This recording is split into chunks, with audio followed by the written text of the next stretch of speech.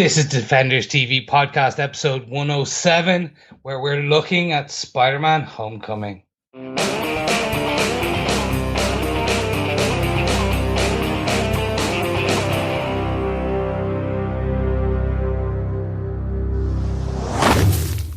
What's up, fellow Defenders and webheads?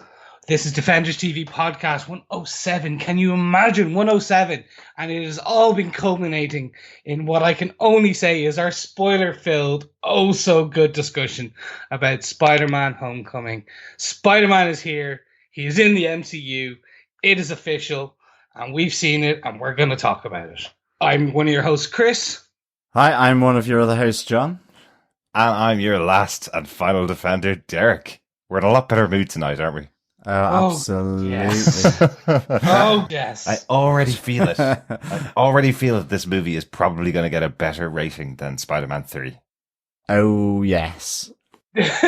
Absolutely. We have a local hero for local people. We're almost like a friendly neighborhood. Local person for local people. Absolutely. Yes, yeah, I'm really looking forward to discussing Spider-Man Homecoming. It was so difficult not to talk about it when we were doing our Spider-Man 3 review, because it felt like every time I wanted to say something I was going, at least they do it better in Spider-Man Homecoming. But we didn't. We avoided it. Well, that is true. That is true. But unfortunately, we did not avoid having to rewatch that film. That's true. Absolutely. And if any of the listeners are wondering what the crash bang wallop is at the end of our opening theme tune, that is Spider-Man falling off a building. Well, actually, we now know it's Spider-Man trying to swing on a web and falling to the ground. Exactly. There you go. There you go. He's falling and hitting the ground. So, for all of our long-time listeners, welcome back. Thank you so much. But if you are new, if you just come here for Spider-Man and wondering what all this is about, we are Defenders TV podcast. We are the number one in our minds podcast for all things, but actually predominantly the Defenders, which is your Daredevils, your Luke Cages, your Iron Fist, and your Jessica Jones, and all culminating in August with the Defenders, which is part of all the Marvel Netflix cinematic universe. Question mark, potentially part of MCU. No, definitely part of MCU. Definitely part of MCU. Yeah, well, we know it is. Must be. As part of MCU as Spider-Man Homecoming is. Definitely. Exactly. We have yet to have the Tony Stark come in, but it is only a matter of time. Mm-hmm. Yeah. As I said, if you are new, please like, subscribe, and rate and review us. We always love telling more and new people about our show. So make sure, if you'd like this episode, to subscribe so that you can, in a little over a month and a few days, listen to our breaking coverage on Defenders as it launches on August 18th worldwide, I believe. That's at exactly 12. Now, boys, if they want to also talk all things Marvel's Cinematic Universe and Defenders, where can they go? Absolutely. You can come and join us over in our Facebook group at facebook.com/group/Defenders TV podcasts. Lots of discussions going on. We're in a bit of a lull, obviously, while we're doing our Summer of Spider-Man. But once we get into our episode by episode discussions, there's loads of chat about anything Defenders. Yes, ladies and gentlemen, this is officially a lull. We've done 3 podcasts this week. We have, yes. This is what we call a lull in our Yes. And of course, you can provide feedback at defenderstvpodcast.com, or if you want to hear your own dulcet tones wafting over the airwaves, the digital airwaves. It's digital jazz, man. You can go to defenderstvpodcast.com, to our website, and click on the right hand side, the voicemail tab, and you can leave up to 90 seconds of your thoughts, comments, or discussion points on anything to do with Summer of Spidey, or of course anything to do with any of the Defenders, or in fact the Defenders, the quartet of street level superheroes. Yeah. Absolutely. After Spider-Man 3, can we never talk about jazz on this podcast again, if There's possible? biomechanical jazz. That's different. Okay, cool. If you want to subscribe to the podcast, as Chris mentioned, you can go over to iTunes or Apple Podcasts and search for Defenders TV Podcast, or go through our link at our website at defenderstvpodcast.com/iTunes, or search for us on any good or evil podcast catcher. Again, just search for Defenders TV Podcast. Subscribe to us in there and you'll get our episodes as they're released. Yes, iTunes, also known as Apple Podcasts. That's right. Yeah. Can't wait till Google Play hits town. Yeah, it'd be awesome when Google Play comes to Ireland. For all of our American listeners, you already have it. We will be there as soon as it comes to Europe. Yes, exactly. But, lads, I cannot wait anymore. I'm sorry, I need to get into the discussion points. So, without further ado, please note, this is a 100% spoiler-filled podcast. Mm-hmm. So if you have not watched this, what are you doing? Press pause. Go right now to the cinema. I don't care if you have to drive. Go watch this film. And then on your drive back, listen to us. Like it. But there. So, production. Derek, can you tell us who wrote and direct this beautiful, beautiful web-twipping, twip film? Okay, absolutely. Yeah, the movie was directed by John Watts. Pretty unknown director, really. John Watts is really his only big claim to fame is a movie called Cop Car with Kevin Bacon. It's about kids robbing a cop car and Kevin Bacon chasing them down.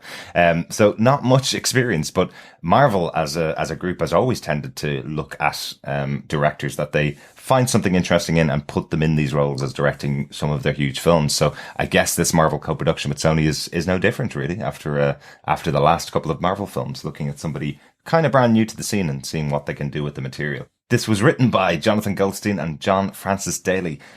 They are the main writers for the movie. They are kind of known for their movie Horrible Bosses and the Vacation remake. Both quite funny films, actually. Yeah. I remember Horrible Bosses. Loved it. Yeah, that was pretty cool. Yeah, it's really good. But there are many other writing credits. We talked about last time with roughly 30 writing credits on Spider-Man 3. On this one, John Watts himself does get a writing credit, and Christopher Ford and Chris McKenna both get writing credits in this movie. So lots of different treatments of this movie have gone around for many years.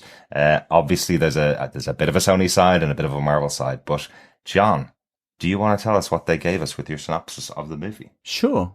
In the wake of the Battle of New York between the Avengers and the Chitauri, construction worker Adrian Toombs is set up for a big payday with the rebuilding of New York. Until Tony Stark's new business, Damage Control, comes and takes the work out from under him. Toombs vows to change his ways to take advantage of the new order of things. 8 years later, after returning from his own adventure with the Avengers, Peter Parker is struggling to fit back into high school, too nervous to approach high school senior Liz, and too absorbed by his brief brush with superheroes to focus on the debate team. Peter spends all of his time contacting Happy Hogan, looking for his next mission. When he comes across some illegal arms traders in New York, Peter takes the opportunity to prove once and for all that he can step up from being a small-time hero. After he crosses paths with the leader of the gang, Adrian Toombs, now going by the moniker Vulture, and almost destroys the Staten Island ferry, Tony is more convinced than ever that Peter isn't ready. But after removing all of the gadgets and toys Tony has given him, Peter steps up to the challenge and foils Toombs' plan to steal more of Stark's tech from under his nose. Peter is rewarded with an even more improved spider suit and a full-time place at Avengers Academy. But realizing he has plenty of life ahead of him, he decides to work his way up as a friendly neighborhood Spider-Man. What a film. What a film. Mm-hmm. If Ferris Bueller had a day off, he would go see this film. And what a great reference to that in the film. I had that great scene when Peter's running through the back gardens and I'm sitting there as an old man like I am going, that's just like Ferris Bueller's Day Off. And then the film's on TV in the background. Yeah. So yeah, absolutely. And he goes, great film. So nice little reference there. I loved it. But boys, let's get into our top 5. For anyone who's just joining us for the first time, unlike our usual Defenders, when we go through the Netflix shows, we typically each have 5 points. For these films, what we now do is we're going to take kind of what we consider our best top 5 points between us, but also then what we usually go through is Peter Parker's arc, then we get into the main villain, then we do some of the supporting characters. We'll discuss at the end the heroes and villains relationship and close it all off with the ever amazing cinematic final battle and what we thought about it. So with that being the case, boys, let's talk about old Peter Parker himself. Mm-hmm. What we thought about this. I usually feel like I'm going to be talking 90% of this episode, but first I want to get your thoughts.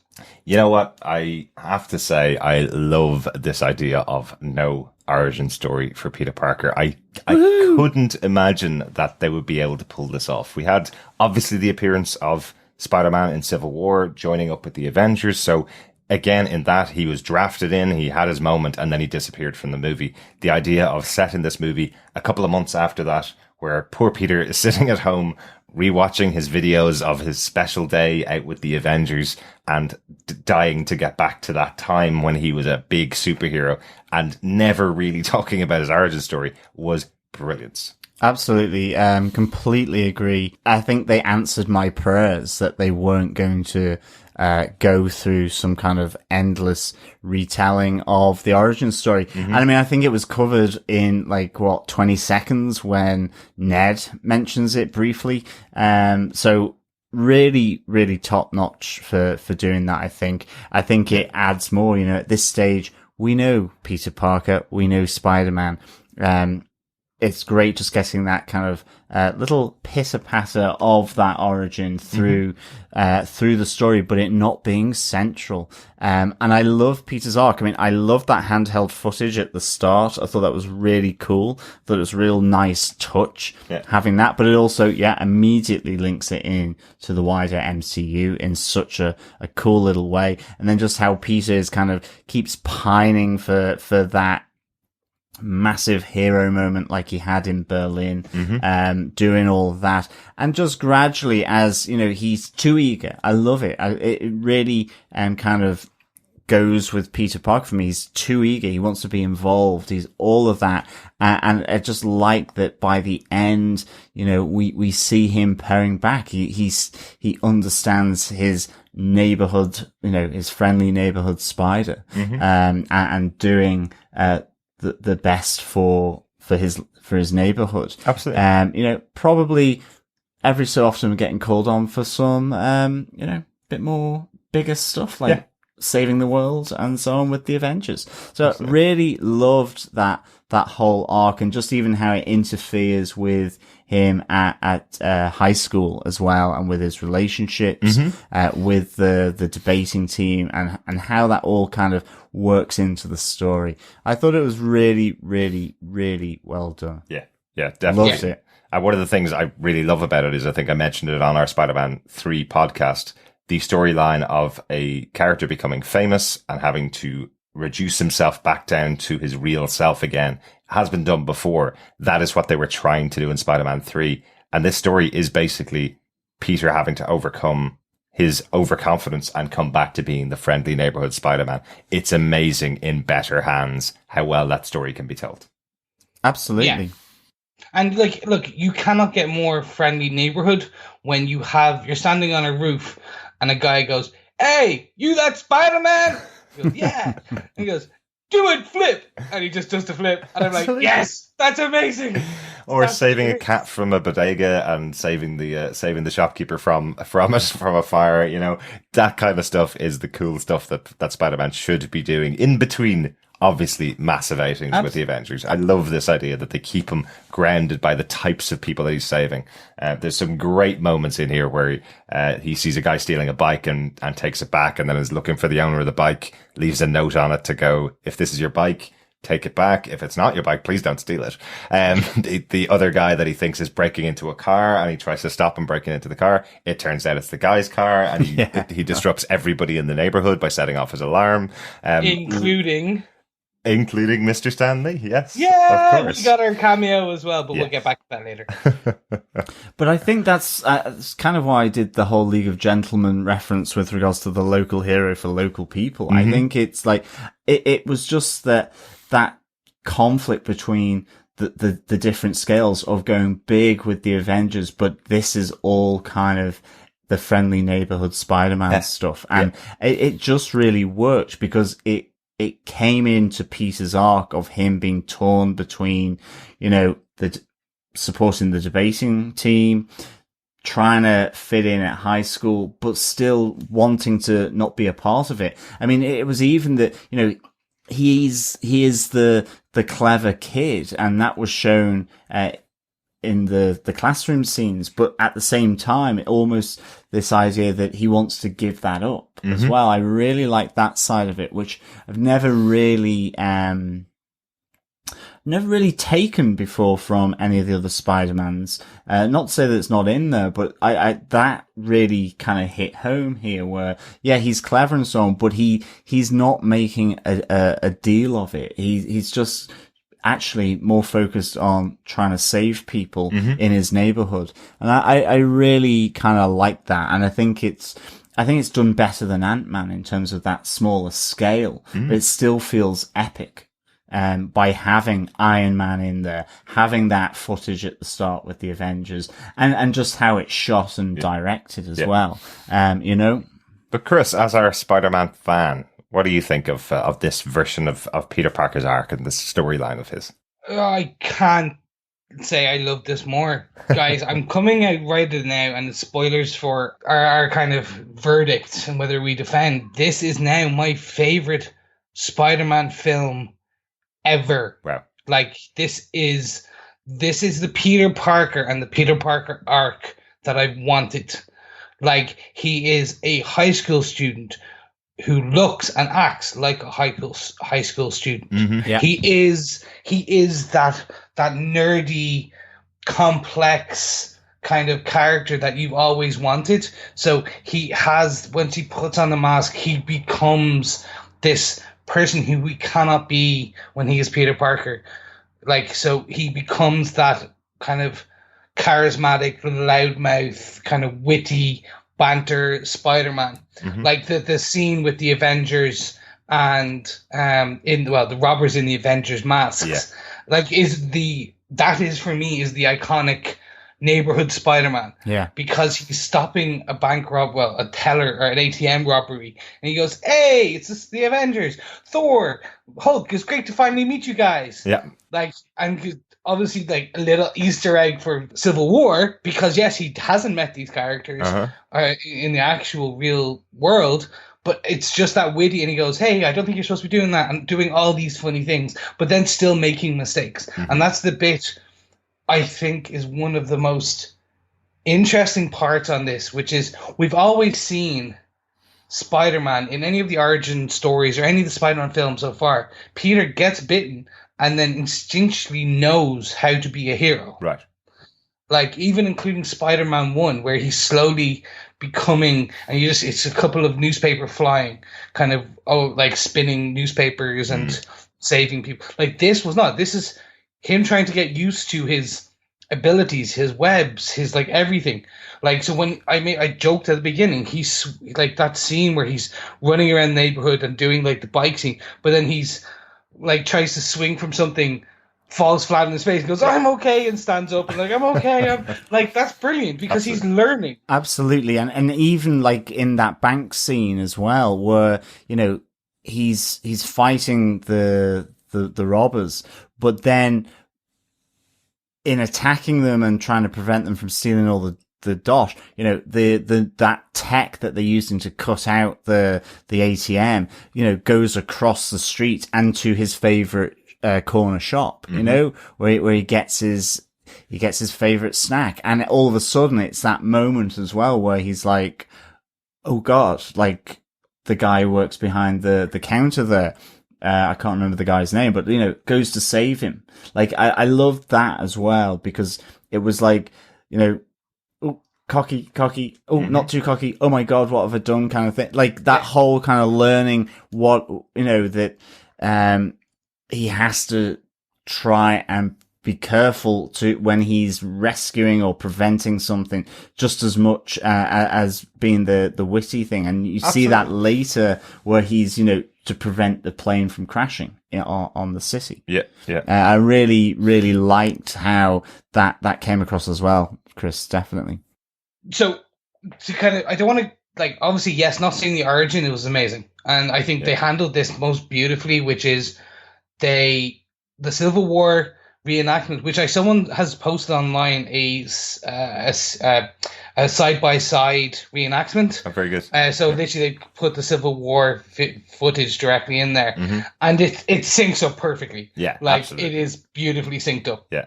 But what I really liked was it was down to, hey, you guys already know who Spider-Man is. None of you, if you don't, well, you can find out. But here's a 30-second pick with Ned where he'll ask silly questions and answer all your questions for you. And then we're done. That's it. No more origin. And that's what I wanted. If I had to see it again, okay, fine.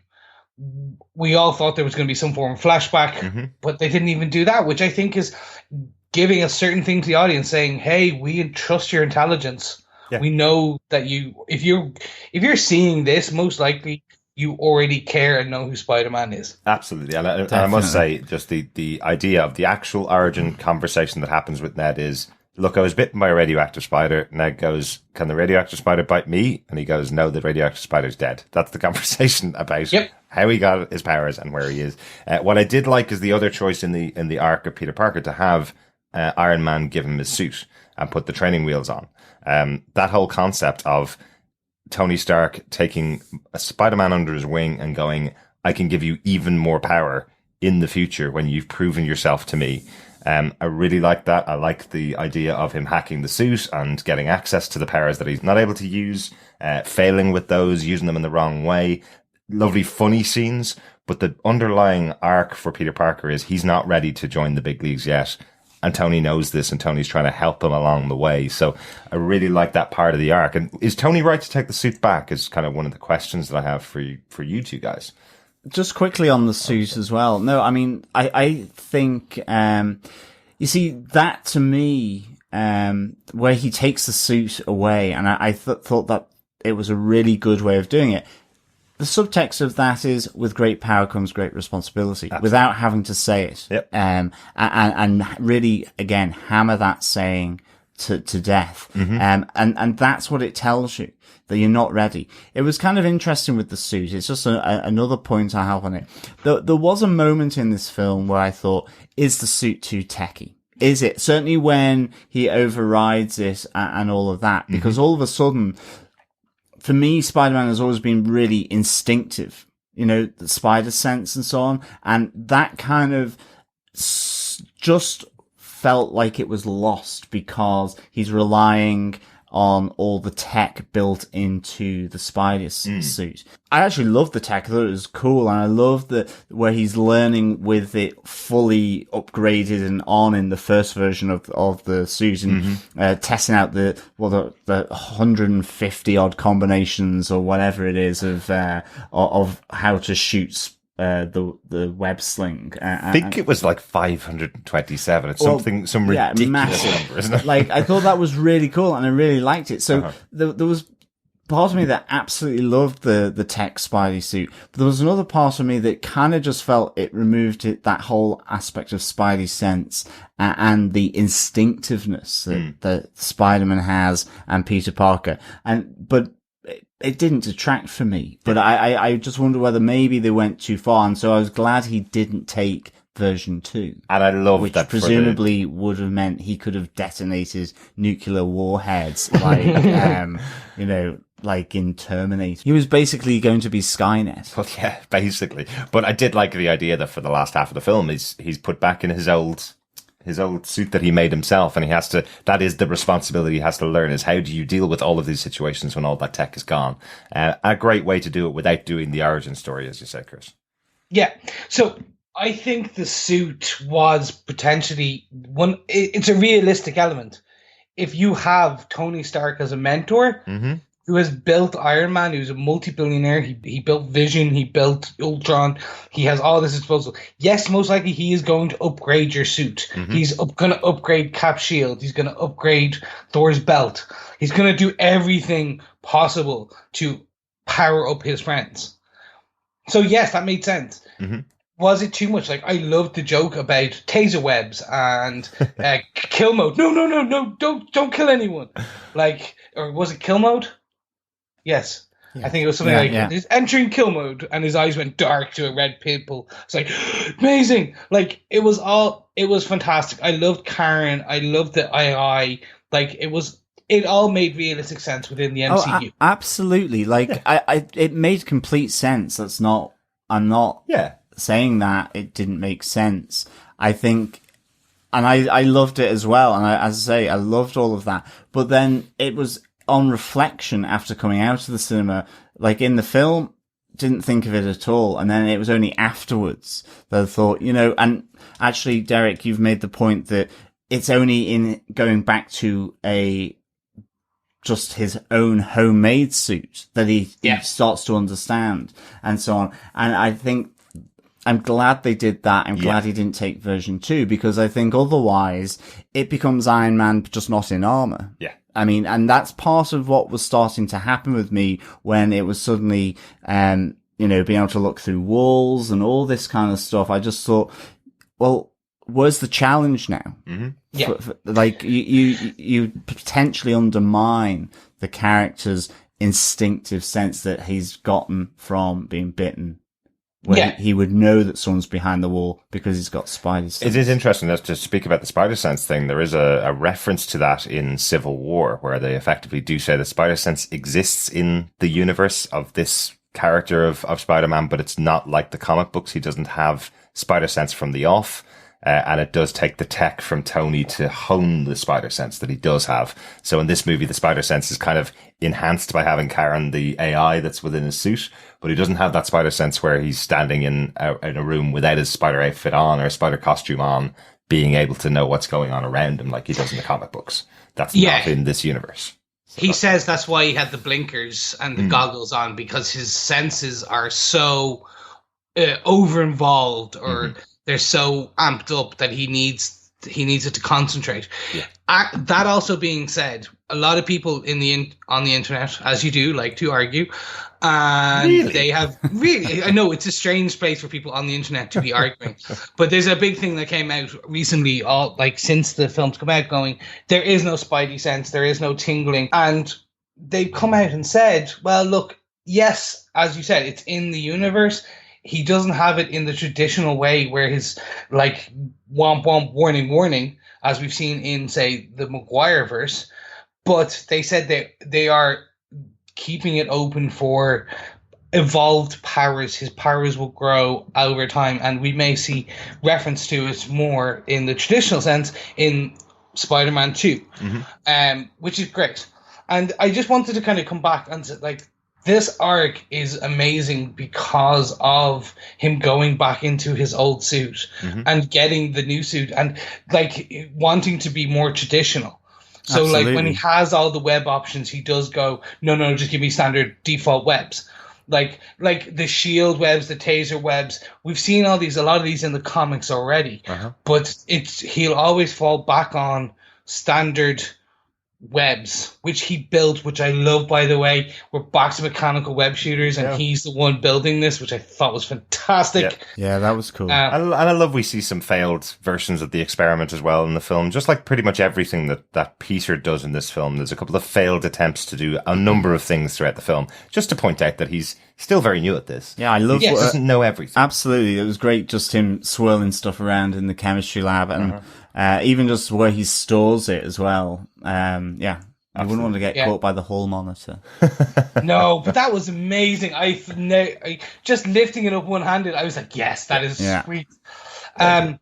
So look, because I kind of want to get on and discuss more things on this, to kind of end on kind of where we think this arc has left Peter. Okay, so a lot of people are talking about it, and for me, it's one of those beautiful moments of this scene is where Peter is crushed under rubble, and he has to pull himself. Like, he is literally in that a 15, 16-year-old kid crushed under rubble, crying, screaming for help. Yeah. And Tom Holland plays this beautifully. And this is ripped for our comic book aficionados. This is ripped from Amazing Spider-Man 33, which was back in 1966, and it's one of Steve Ditko's most amazing group of panels. So originally this was going to be a scene over 4 panels done, and it ended up being 4 or 5 pages, like 17 panels. And it's just, I'm actually going to quote Kevin Smith and Mark Bernardin on this from Fat Man on Batman, or Fat Man on Spider-Man in their review. They talk about how, and it was only when they started talking about it that now it's sunk in, like, this whole piece, this Homecoming and Spider-Man is about will. The will to be, and to survive and be both Spider-Man and Peter Parker, and take the knocks that come, and be the man running, like the Peter Parker who has to decide not go to Homecoming, to disappoint people in order to serve the greater good, the greater responsibility, because he has the greater power. And that scene, even just thinking about it now in the film, was so beautifully done, because you see on Tom Holland's face, and they use the half mask, half face, which is iconic in a lot of Spider-Man kind of covers, and even in the logo in the top left-hand corner. Absolutely, which I loved. used it all the way throughout the 90s, I believe. Yeah. So they pulled that, and they showed Tom Holland, and kind of you see him go through this emotional state where he is like crying out for help because he's so out of his depth, and then slowly, like, making the conscious decisions of, like, this is on me. I'm the only one who could do this. I have to. And then pulling the rafters up, and like picking up the cement blocks, and like pushing himself beyond whatever he's done before. For me, that was just like, it was really good. It was an amazing pinnacle. Superb Changing of the arc. And I think Tom Holland was pitch perfect for me. I really enjoyed his take on Spider-Man. I absolutely loved that. And I think you're right, that scene just really, really just spoke 1,000 words of script in terms of what he was becoming in terms of Spider-Man, and how he views the character, and ultimately leading to the end where he's doing it for himself. The people around him are important, and he turns down the Avengers Academy. That whole thing, really, really cool. Yeah, definitely. Really good. I think, speaking of pitch perfect, how about getting on to the villain of this movie? Our Batman has taken flight again. Our Birdman has also taken flight, yes. Michael Keaton. Yes. Oh my God. He, speaking of Batman, of course, there is the nod and the reference to his alter ego, alter former life as Batman, where him with his mechanical wings as Vulture goes up into the moon and is silhouetted there, which I was just, to be honest, it's a good job I was in the cinema, because, I don't know what I would have done to myself. You I squealed with joy. I love this man. I think, I love his performance here, and against Tom Holland in the car when it's revealed that he's the father of Liz. Absolutely fantastic. You could just sense the tension there between these two characters. I just loved it. Kind of a bit like with the Sandman from Spider-Man 3, or what could have been. He's a working class hero. He's cleaning up. This is his kind of big payday, and it all gets ripped. He becomes sympathetic. Yeah. It gets ripped away from him by the big multinational with regards to damage control. And it's like, so immediately there's that sympathy there. And he's like going, well, if they're going to play with the new technology and bend the rules, why not? Why not I? And I just loved Michael Keaton. And I thought the the outfit for Vulture was fab. I loved his mask. As soon as those green eyes went on, I was just like, pure brilliance. Loved it. And the turbines, in the wings, Michael Keaton. I'm here. I'm right there with you. That scene in the car with the confrontation with John Watts took something that anyone could do. Anyone with a camera could put 3 people in a car and film like that. Just the writing, the direction on that one scene for me is some of the most suspense-filled cinema I've seen in 2017. Like literally, it takes me back to Ex Machina to a degree, where there's that kind of creepy suspense. Like I'm like, I want to see what's happening, but like I also want to fast forward this because it's just it's killing me.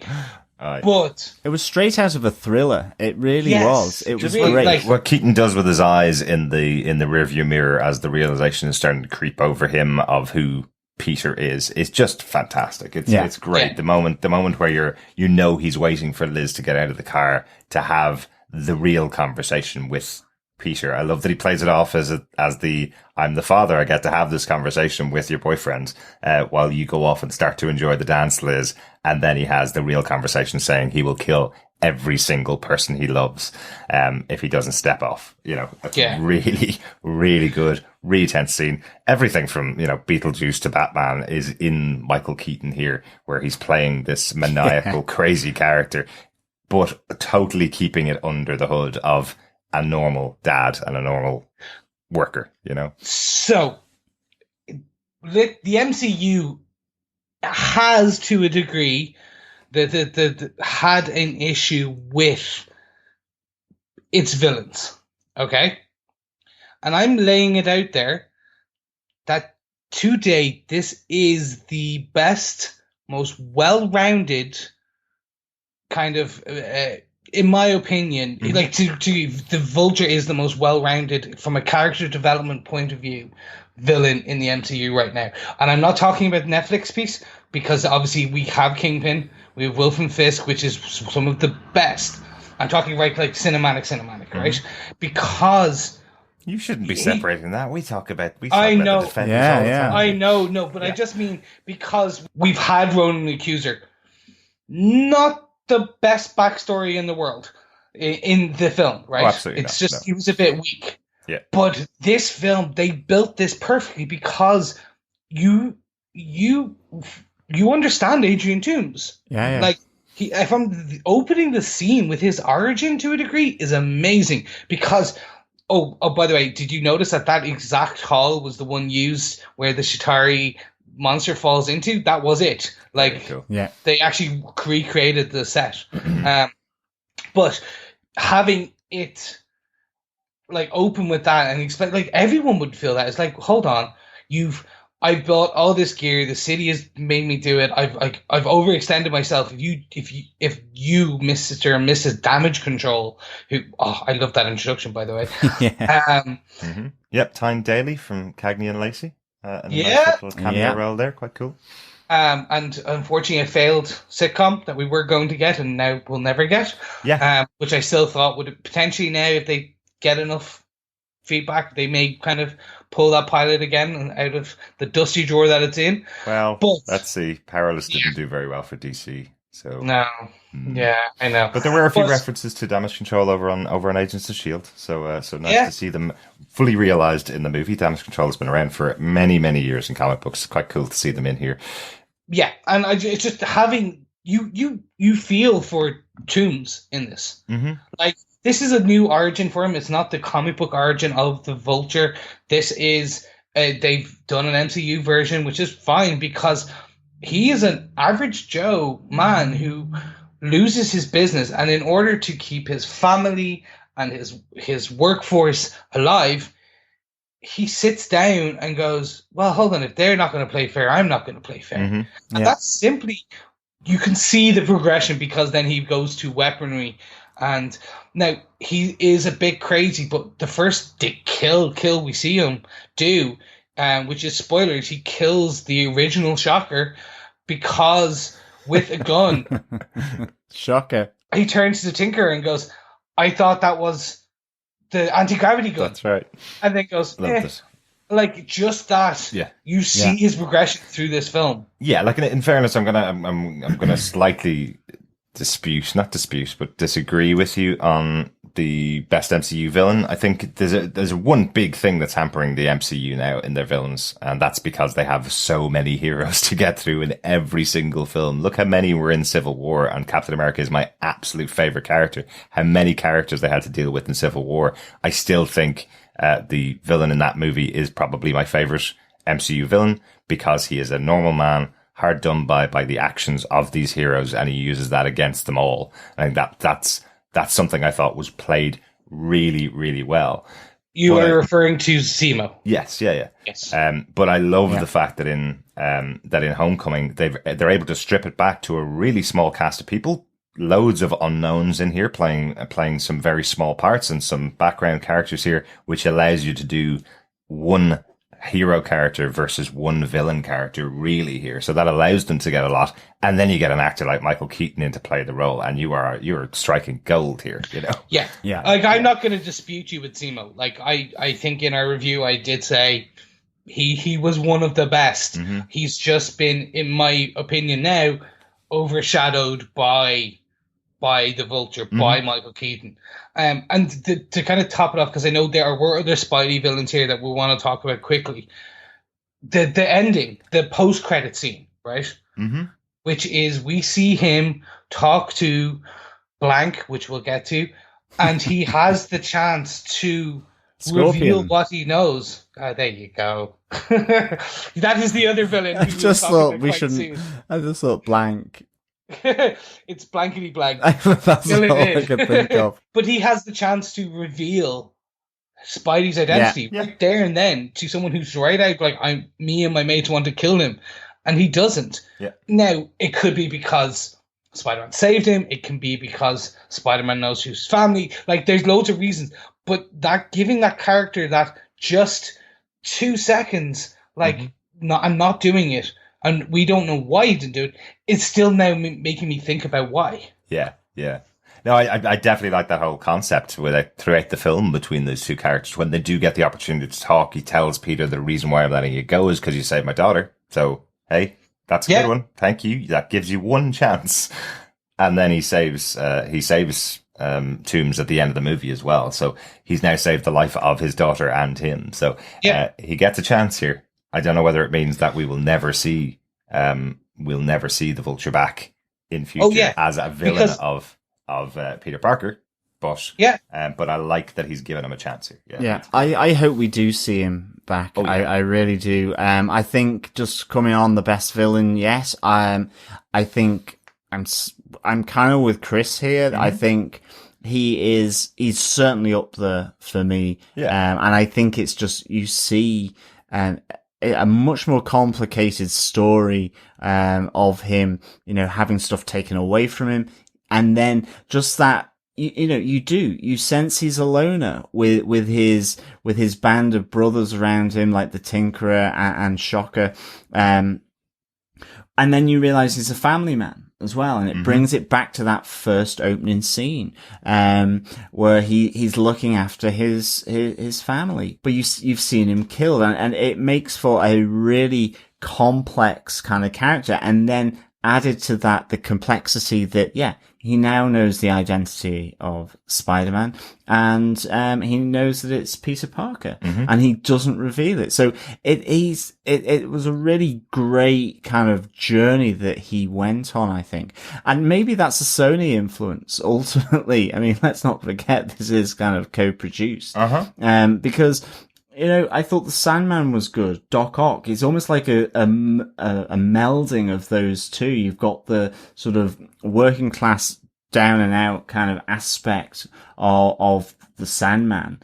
And he takes his protection of his family through by selling illegal arms. But at the same time, he's got the, mechanical wings of the Vulture, almost a bit like, obviously, with the the mechanical appendages of Doc Ock. But I wonder whether there was a Sony influence here with regards to the villain, or whether MCU are just starting to get to grips with how to do villains. And again, I think the smaller scale fits that nicely. Absolutely. Because big grand scale villains need to be grand and big, and I think the one that's worked for them best has been Loki, to an extent. Absolutely.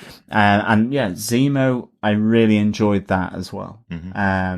Definitely. But I loved him as the villain. I think definitely one of the best in the MCU. For sure. I think when you're doing a new type of MCU movie, you need to have a new type of villain, and this is a great type of villain. I hope he's the kind of template they're able to use in the future to give us a proper villain in the MCU movies in the future, definitely. Before we move on, can we talk about the reveal? Like, what did you guys think? So, like, having Peter there, opening the door. I've heard other reviews talk now. I think it's a very American thing. People going, "Oh my god!" like audible gasps in the cinema. I know. I definitely here in Ireland when I went to see it, we had people less audible gasps, more manic whispering. Yeah, they never shut up in Irish cinemas. You're right. No, I was surprised, I must admit. And then thinking back immediately after it, I was going, how did I not know this? He's been getting phone calls from his wife telling him to come home over and over again throughout this movie. Of course, there's going to be a connection with the character, but no, they hit it quite well. I think they hit it. Yeah, I think they hit it well, and I think, if I hadn't been in such a comfortable cinema seat, I would have fallen off my seat because I think it was a great play to have that twist. It may have been obvious for some, but certainly for me, it wasn't. I really, really enjoyed it. But as soon as it happened, it was the shock of thinking, well, yeah, he's he's blue collar family man kind of thing. So why wouldn't he have a family? And then for it to be that, again, with, Peter Parker's date, Liz, for that. And it was just like, oh my God. And then, just all those scenes, I just think cemented, Michael Keaton, Adrian Toomes, Vulture here in this film. As being so good, because up to that point it was with him with his band. All of a sudden you've got this really creepy, disturbing kind of thriller-esque vibe going on. And you realize that he's killed someone, yet he's cooking with his wife. He's putting a roof over his family's head and keeping them in the lifestyle that they're accustomed to or whatever. And it's just like, okay, this is really interesting. This is cool. And Michael Keaton plays it so well. Absolutely. So my take is I knew something. There had to be a twist. I was waiting for it in the film. I did not expect this. Nice. And that's a hats off. Like, I love my cliches and tropes. And it's a trope, but I didn't call it. Nope. And like that for me is a hat tip. When he first opened the door, I went, oh my God, he's taken Liz hostage. Ah, nice. And that's where my head went. I was like, oh yeah. And then when the mother came in, I was like, oh no, it's not. It's actually, and it clicked and I went, okay, I should have seen this. This was telegraphed a mile off, as you guys said, the phone calls and everything. I was like, I went, hats off. John Watts. I know he had some influence in the writing of this, but I like hats off to John, hats off to Jonathan Goldstein, and the other John, Thank you. this.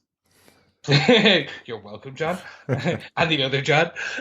This for me was hats off, guys. You've done something. Like, we had the Civil War plot twist. With the Tony element, but they I didn't see that coming, but to me this was still more of a shock. Right. And not because the Civil War one rewrote history, it was huge, but this, for some reason, I think it's that psychological thriller kind of piece that John brings up, it was very much like, oh no, like it was just done at the right. It was done at the right point of the film as well. So you weren't expecting it. You were expecting this is going to be his date night. It's homecoming, so he's getting the moment to finally go on a date with the girl. He finally has that moment, and you're just not expecting that the door is going to open and this huge tense scene is going to follow. This moment. It's that the rug is being pulled from him as his two different worlds collide, and it's because I think it's so personal. You know, here's the girl in high school that he fancies but can't articulate it. He's managed to find the courage. They've gone on a date to homecoming. He's, you know, about to meet the folks, and all of a sudden his worlds collide, and it's that personal aspect of it, and it's this whole thing of this film kind of focusing down more on the intimate aspects, and that makes it more ripping, because it's then, it becomes more like a thriller. It really does. And I thought it was excellent. Ever. Well, absolutely. Yes. All right, boys. We are going to need to crack on to the supporting characters. So let's quickly talk about the supporting villains and then go in directly into the supporting characters. Yeah. So we had the Shocker, two variations of him, which I thought was quite interesting. Absolutely. And what I loved about the Shocker was I recognized the costume of the Shocker before he even said his name. He had the yellow arms with the diamond cross pattern on them, which was really cool. Then he gets killed. I'm like, okay, I guess that's not the Shocker. Then the Shocker 2 comes along, and within about 2 scenes, he's also wearing the same rough costume. He's also wearing the yellow arms with the diamond stripes on him. Thought that was quite a nice little touch there. Just to remind you, this is our Shocker for the movie. Quite cool.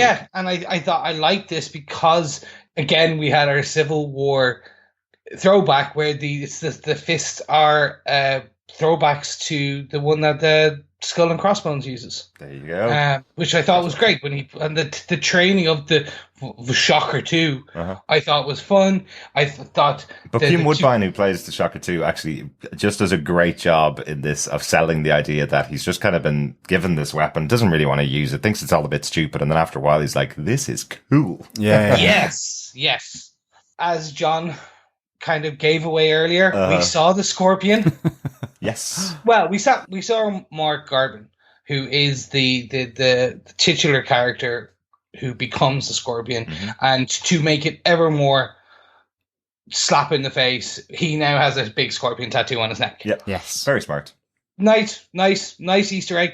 Could it mean that we will see him in an animatronic scorpion type outfit in the next one? Maybe. Don't forget, we also saw Cosmo and Howard the Duck in Guardians of the Galaxy. So it's nothing set in stone, but potentially, yes, we will see him. Yeah, he is shacked up with Vulture. Yep. So he knows how to put together a good old biomechanical suit. Yeah, that's right. Yes, but then we also got the Tinkerer, who actually is the real brains behind the brawn in this. I have to admit, I loved this version of the Tinkerer. Nerdy, not too menacing. Sometimes in the versions of the Tinkerer we've got, it's this like psychotic man with a genius who likes to think. No, this is a guy who just likes playing with the power cells and making things. Like you see him use the heist equipment to get a beer out of the fridge. Which is like hilarious. I was like, brilliant. And then he keeps wanting to try and test his skills, so he keeps talking about the high altitude piece, and he keeps talking about it and keeps talking about it and keeps talking about it until obviously it becomes we know why. Obviously being the ship piece. But I love that variation on it. I thought it was a nice.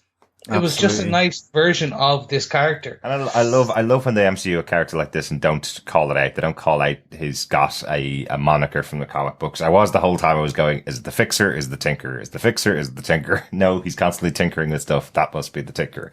I just really liked how they do that and how they bring in these kind of characters from the comic books. They don't need to. It's just a lovely touch. It feels like we're getting a setup here for possibly the Sinister Six or the Fearsome Four, whichever version they want to use as as foes of Spider-Man in the future. As these characters started to appear and get their own weapons or get their own little traits in there, you're kind of going, they're all going to team up together versus Spider-Man in some future movie. Yeah. And I can't wait. Yeah, I'm going Spider-Man 3. Basically, probably Spider-Man 2 will get a version of some form of the Green Goblin, and we'll get a very MCU Sinister Six, where Spider-Man actually is part of the Sinister Six, because he spoilers for the comic books. But anyway, it's a long. Go read the Ultimate Universe, Spider-Man Sinister Six. No spoilers for the comic books. Nice one, Chris. Yeah. But anyway, so let's go talk about the real supporting characters. And kicking it off, let's talk about a topic that a lot of people have given out about on the internet. Shocker. Oh, never read the internet, Chris. What did you think? I know. We had Aunt May. Yeah. We have the quite foxy, quite sassy Aunt May. So pervy Aunt May. I wouldn't go that far. Let's not go that. No. There was an uncomfortable moment where she lingers slightly too long on Peter Parker's abs, his Marvel abs, which I think any aunt, maybe it was a look of pride.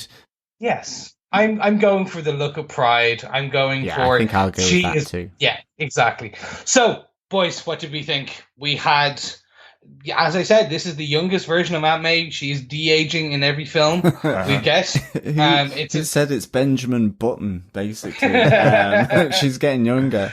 Like, I love this. The concept is that he's 15 years old. You know, the idea of his aunt being 70 if he's 15 is completely, that's really unlikely. Like, it's very unusual that you would have someone 60 years your senior as your aunt. So, like, she's in her late 40s, almost 50 now, Marissa Tomei. And she looks fantastic, but that's the right age for someone who's got a nephew who's 15, you know? Yeah. I loved her in this role. I thought it felt really natural. It didn't feel overbearing. And again, I think it was, like, actually, you know, with this new version, version 3.0 of Aunt May, I think I love the previous Aunt May, absolutely, and really, you know, it is pretty faithful to the comics, you know, but my goodness, I feel now that the old Aunt May was way overbearing, and I like the kind of more standoffish of this new souped up, sexy, sassy Aunt May. I thought it worked with the new dynamic. Yeah, absolutely. Yeah. I thought it really worked. She was still kind of badgering him, but it just didn't feel too kind of oppressive, because maybe closer to each other in terms of the age-wise. It felt fresher. It makes sense. I love the scene in the restaurant where the two of them are sitting down chatting, and she gets an extra dessert from the waiter, and Peter has a little slag at her that, no, that's because he thinks you're attractive, Aunt May. And it's like, me? Really? Lovely little moment. The moment where Ned and Peter are going to the party, and she decides to have the talk about his body changes, and they both kind of laugh it off and run out of the car. You know, I love those little moments. It does feel like I've got aunts like this, you know, aunts that are much more my friends than my instructors in life. And that's what this is representative of. This is a much closer relationship than you probably saw in the past. The old Aunt Mays always felt like they were just mother replacements, and that's it. And they kept him at arm's length because they were replacing his mother. This Aunt May really works as a friend character to Peter. A confidant. Yeah, a modern mother. Modern mother. Yeah. Yes. Yeah, really good. Yeah, like I'm happy with the Benjamin Button sassy, sexy Aunt May. So in Spider-Man 2, she is going to be about 12, right? Yeah, she's actually going to be in high school with him. I think I like the talk. One of my favorite scenes is the montage teaching him how to dance, tie his tie. Because you do see that scene in the restaurant where they're just eating and having they're swapping stories, and then he has to ask about for a new backpack. Yeah. Like, it does seem that this Aunt May is like confidant. She is now. we still don't know where Uncle Ben is, or who Uncle Ben was, or if there ever was an Uncle Ben. I think there is a reference to it in the movie. He does say that she's gone through a lot and he doesn't want to put her through any more.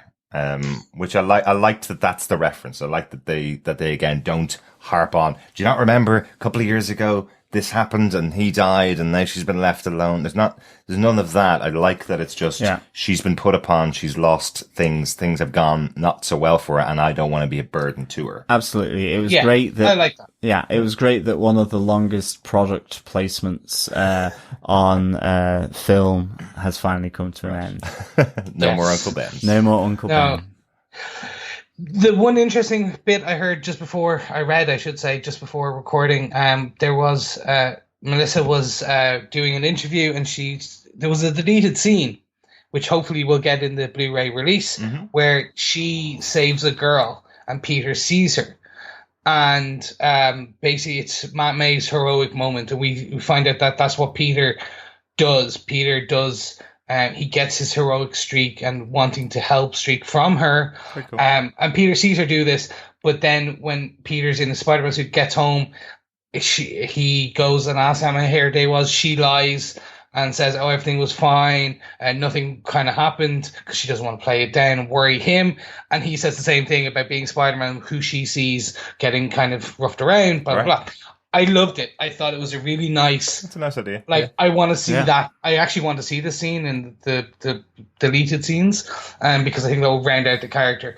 But before we move on to the other supporting characters, the closing F-bomb that is cut, shall we say, boys. Much like Avengers Assemble in Civil War, exactly. Yes, that's a pretty huge moment for Aunt May to know that Peter Parker's Spider-Man. It's really interesting. I don't know where they're going to take it. She keeps spying into his room. Lock your door, Peter. Well, that was one part I was going to say. He doesn't lock his door, and I'm a bit like, really, a 15-year-old boy not locking his door half the time? I remember when I was 15, my door was permanently locked. Oh, God. Yes. But I love this. I'm dying to see where they take this, because the aftermath of this is Infinity War, is Avengers. Yep. So will we see it in that? Will Tony call upon Spidey, and Aunt May goes, oh, you're not going out there, like, kind of thing. See, it doesn't feel like the character would do that, and that's why I kind of like it. It does feel like she would be supportive of him as long as he is doing the right thing, and that's why I think her character arc in the movie is really good, to set up the fact that if she does learn his identity, she's not going to be like the overbearing Aunt May in the past. Spider-Man hasn't done anything wrong to the city.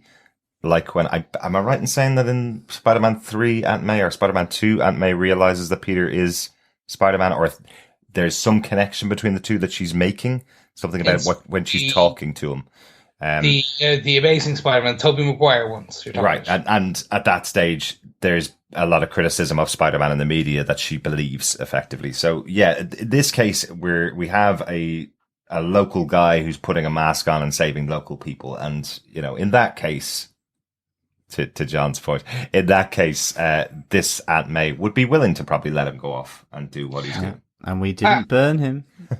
No. The one bit I will say is, I think we will get the iconic scene of Tony and Aunt May facing off when he tries to take or bring a kind of Peter somewhere. She's like, you're not going to bring him into war, or don't. We'll get him closing the door, going, don't go into space like you did last time, bring him home safe, blah, blah, blah. Okay, so we have a raft of other supporting characters. So let's talk about the comic relief. Oh, yes. Yeah, Ned. I love this character. I absolutely loved him. I think for, the comic relief, just that interaction with him and Peter, it just felt like kids at high school, and it was really good. And I have to say, I loved it when he asked, do you lay eggs? That for me was hilarious. The idea that Spider-Man would lay eggs, or summon an army of spiders, like with Ant-Man. Like Ant-Man, yes. Really, really cool. But I thought this, I thought he was a great character. I really did. I thought it was absolutely, along with Peter Parker, one of the hearts and souls of the movie, to be honest. Absolutely. Really well played. Loved this character from the moment he dropped that Death Star Lego Death Star on the floor at finding out that his best friend is Spider-Man from YouTube. From that moment onwards, he sealed his place in my heart as one of the best comedy characters in Marvel. Loved the character. Yeah, I'm the exact same. I love that this is he is Ned Lead from the comic books, but he's an amalgamation of the MCU, Miles Morales' best friend, Ganke Lee, as well. And I like that they kind of brought these two people together. And I love how he got his own arc as well. Mm-hmm. He got his going from nothing to kind of being like Spider-Man's best friend, becoming then Oracle, the man on the computer. Yeah, that was cool. I loved him rolling back and forward in the library between the 4 computers because it just seems like such a low rent version of Oracle from Batman. It's really like, where do you go that has loads of computers that I can move back and forward and look at maps and look at stuff that's going on over there and look at other things, and you see him just wheeling back and forth. Like, what are you doing, Ned? I'm watching porn. Yes, that was me, really good. That was just perfect. Yes. But one of the other hidden characters in the movie really is Zendaya. So Zendaya is a well-known character if you're under the age of about 15. She is an actress that works on Disney Channel. Throughout this film, I loved the fact that I had actually heard about this character from loads of press that were being done. I'd never seen the actress before. She's in the background for most of the film. I actually thought the actress who played Liz was Zendaya because she seemed to be so much to the forefront. I love the fact that this is the MJ for this movie. Now, okay, there may have been other statements made after this, may not be the Mary Jane Watson of this universe. It is if it works, right? So I love the fact that she is just a really good snarky teen every time she's in the background of scenes. She just lights up a little moment, absolutely. An extra little comedy character, another member of this nice John Hughes type high school comedy that's going on in the background of the Spider-Man movie. I thought she worked really, really well. Definitely. Yeah, no, look, I've seen my MJs. I've seen my MJ on screen. I've seen my Gwen Stacy on screen. Mm-hmm. I'm open to seeing this version of MJ on screen where she is not the class. We already know she's gifted. We know she's intelligent, but she's not the beauty that everyone that you would expect with the Go Get 'Em Tiger MJ, and she's not then the class president kind of Gwen Stacy. Yeah, she's the loner kind of corner, kind of back row, doodling away kind of MJ, and I'm like, I want to see this. I want to see a romantic involvement. I want to see how the character progresses. I know we saw her in the premiere. We know that they can make her the drop dead gorgeous kind of MJ where you face a tiger, you've hit the jackpot. There you go. She can deliver that line because she can be, but I want to see where, like, I'm assuming in Homecoming 2 or whatever they do call it. I know. They're running out of words. Homecoming again. We will see that blossoming love interest kind of culminating in maybe some kind of prom or something, and that scene where he'll take her and it's face it, tiger, you've hit the jackpot. It is, and then it's going to be Spider-Man prom and Spider-Man debutante's ball, isn't it? It's Spider-Man graduation or something. I think graduation. Not. I think because they'll continue with this, play on graduation. It's him graduating from Queens to Manhattan. There you go. I think that's what we'll get. Or it could be matriculation. Yes. Teach a new word to the kids. Why not? Spider-Man matriculation. All right. So another one of the characters another one of the main characters in the background. We have had him before in some of the other movies. Flash Thompson. I have a very new version of Flash Thompson. In the past, he's always been a kind of the bully character to Peter Parker, the kind of buff guy to the nerdy guy, complete opposite of Peter. I kind of like what they're doing here with Flash Thompson. I like the idea that he's very similar to Peter. He's as intelligent as Peter. His replacement with Peter doesn't turn up to debate club. It's always Flash gets the second chair. So that's kind of the reason why he's bullying Peter the whole time. Penis Parker, the shout that's going on in when he's DJing at Liz's party is hilarious. And I'm sure really sad for poor Peter that he's suddenly been reduced to Penis Parker, which will probably stay with him for the rest of his time in high school. But I really like the idea of having Flash Thompson being a contemporary of Peter, very similar to him, and probably just being jealous of the fact that people will always choose Peter over him. Yeah. I think it's a nice choice. I can't agree more. Again, I've seen the Flash Thompson twice already, the bully. Like, I'm open to this updated version of a bully who probably uses his popularity. He probably has 1 million Instagram followers and uses it to cyberbully Peter.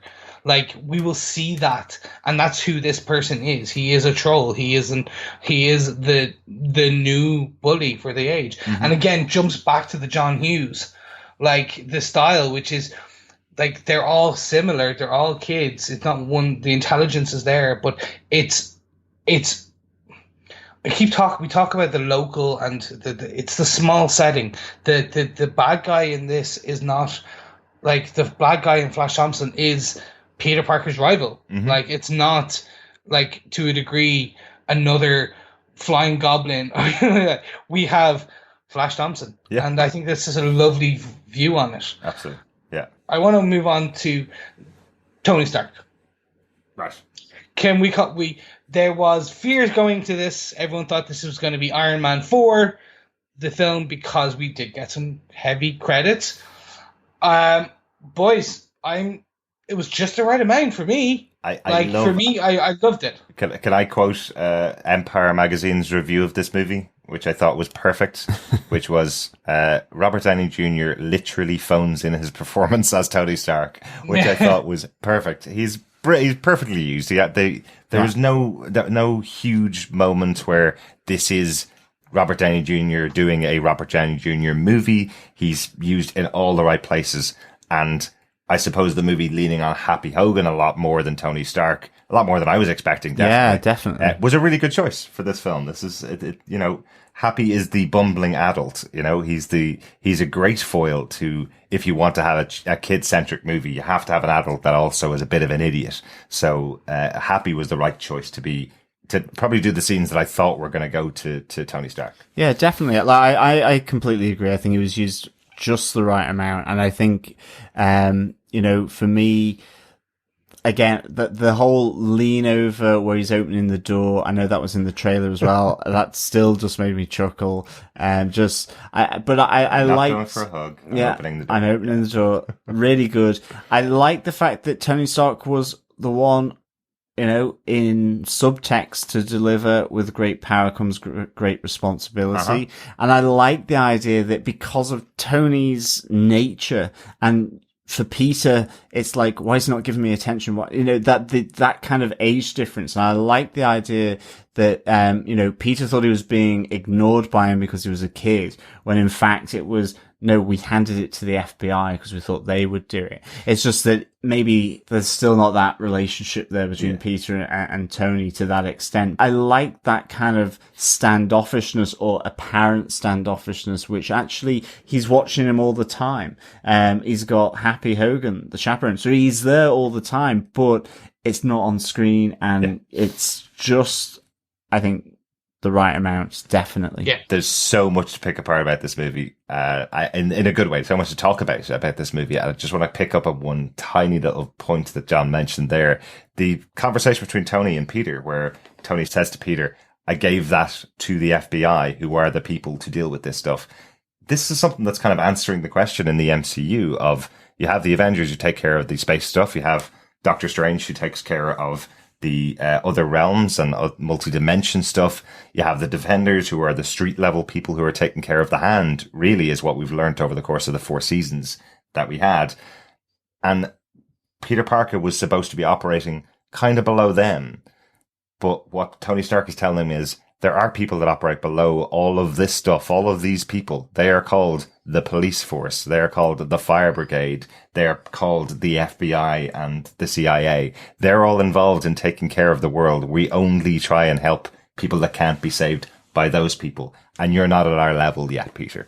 I just thought it was a nice little commentary on something that we've kind of wondered about. Who takes care of the day-to-day dangers that happen in the Marvel USA, we'll call it. And the people that take care of those are just the same people that take care of them in our world. Yeah, the Sokovia Accords. Well, just the normal day-to-day police officers, fire service, FBI. I like that there's a little reference to them in there. The superheroes are saying, we're not taking over the jobs of the people who are paid to do them. We're here to take care of the things they can't take care of. I thought that was a nice little moment. Absolutely. Anyway, sorry for derailing it there. No. But so, first point. One, I am sure Jon Favreau is so happy he self-cast himself as Happy Hogan. I say he's now raking in the money and so happy about it. I loved him as Happy Hogan. He was the proxy mentor. He was used at the right amount, and it stopped becoming an Iron Man 4 film. Mm-hmm. Robert Downey Jr. in this phoned it in, but in, as you said, that beautiful way where he actually phoned in an Iron Man saving scene. Oh, brilliant. And I thought it was fantastic. I loved the ending bit as well, with that the three of them again talking. But more than that, the scene you just mentioned, when he's giving out to Peter and he mentions the FBI, and that culmination in, it's like, I'm trying to help you. Like, why won't you let me help you? Yeah. And then he's like, well, I have the suit, I have the power. And he's like, no, you can't do anything with the suit. You do not deserve the suit. But by proxy, that scene acting as with great power comes great responsibility. But if you're not willing to put the effort in, and if you're not good enough, you don't deserve the power or the responsibility. Mm-hmm. Yeah. That for me, it was perfect. And I want to see more. I want to see Tony. I will be unhappy if Robert Downey Jr. does not make some form, and Jon Favreau, in the next Spider-Man, because he is now the stick to Daredevil. He is the Xavier to the X-Men, in that he will provide the mentorship, and that he will be the teacher to Peter Parker. Right. But he's going to allow Peter to make his own bloody mistakes. Mm-hmm. Like, he's not going to pull him out of all the dangers. But he is willing enough to help him out when he makes the stupid mistakes big enough, such as the ferry scene, which we can talk about in a bit. He's willing to step in and scold him and go, you overreached. You need to solve this. And don't forget, actually, I'm solving things too on the background, or actually the FBI kind of thing. Yeah, absolutely. You're not ready. I love that they still keep the pieces of Robert Downey Jr.'s character as Tony Stark. I love that he's still crap at kids.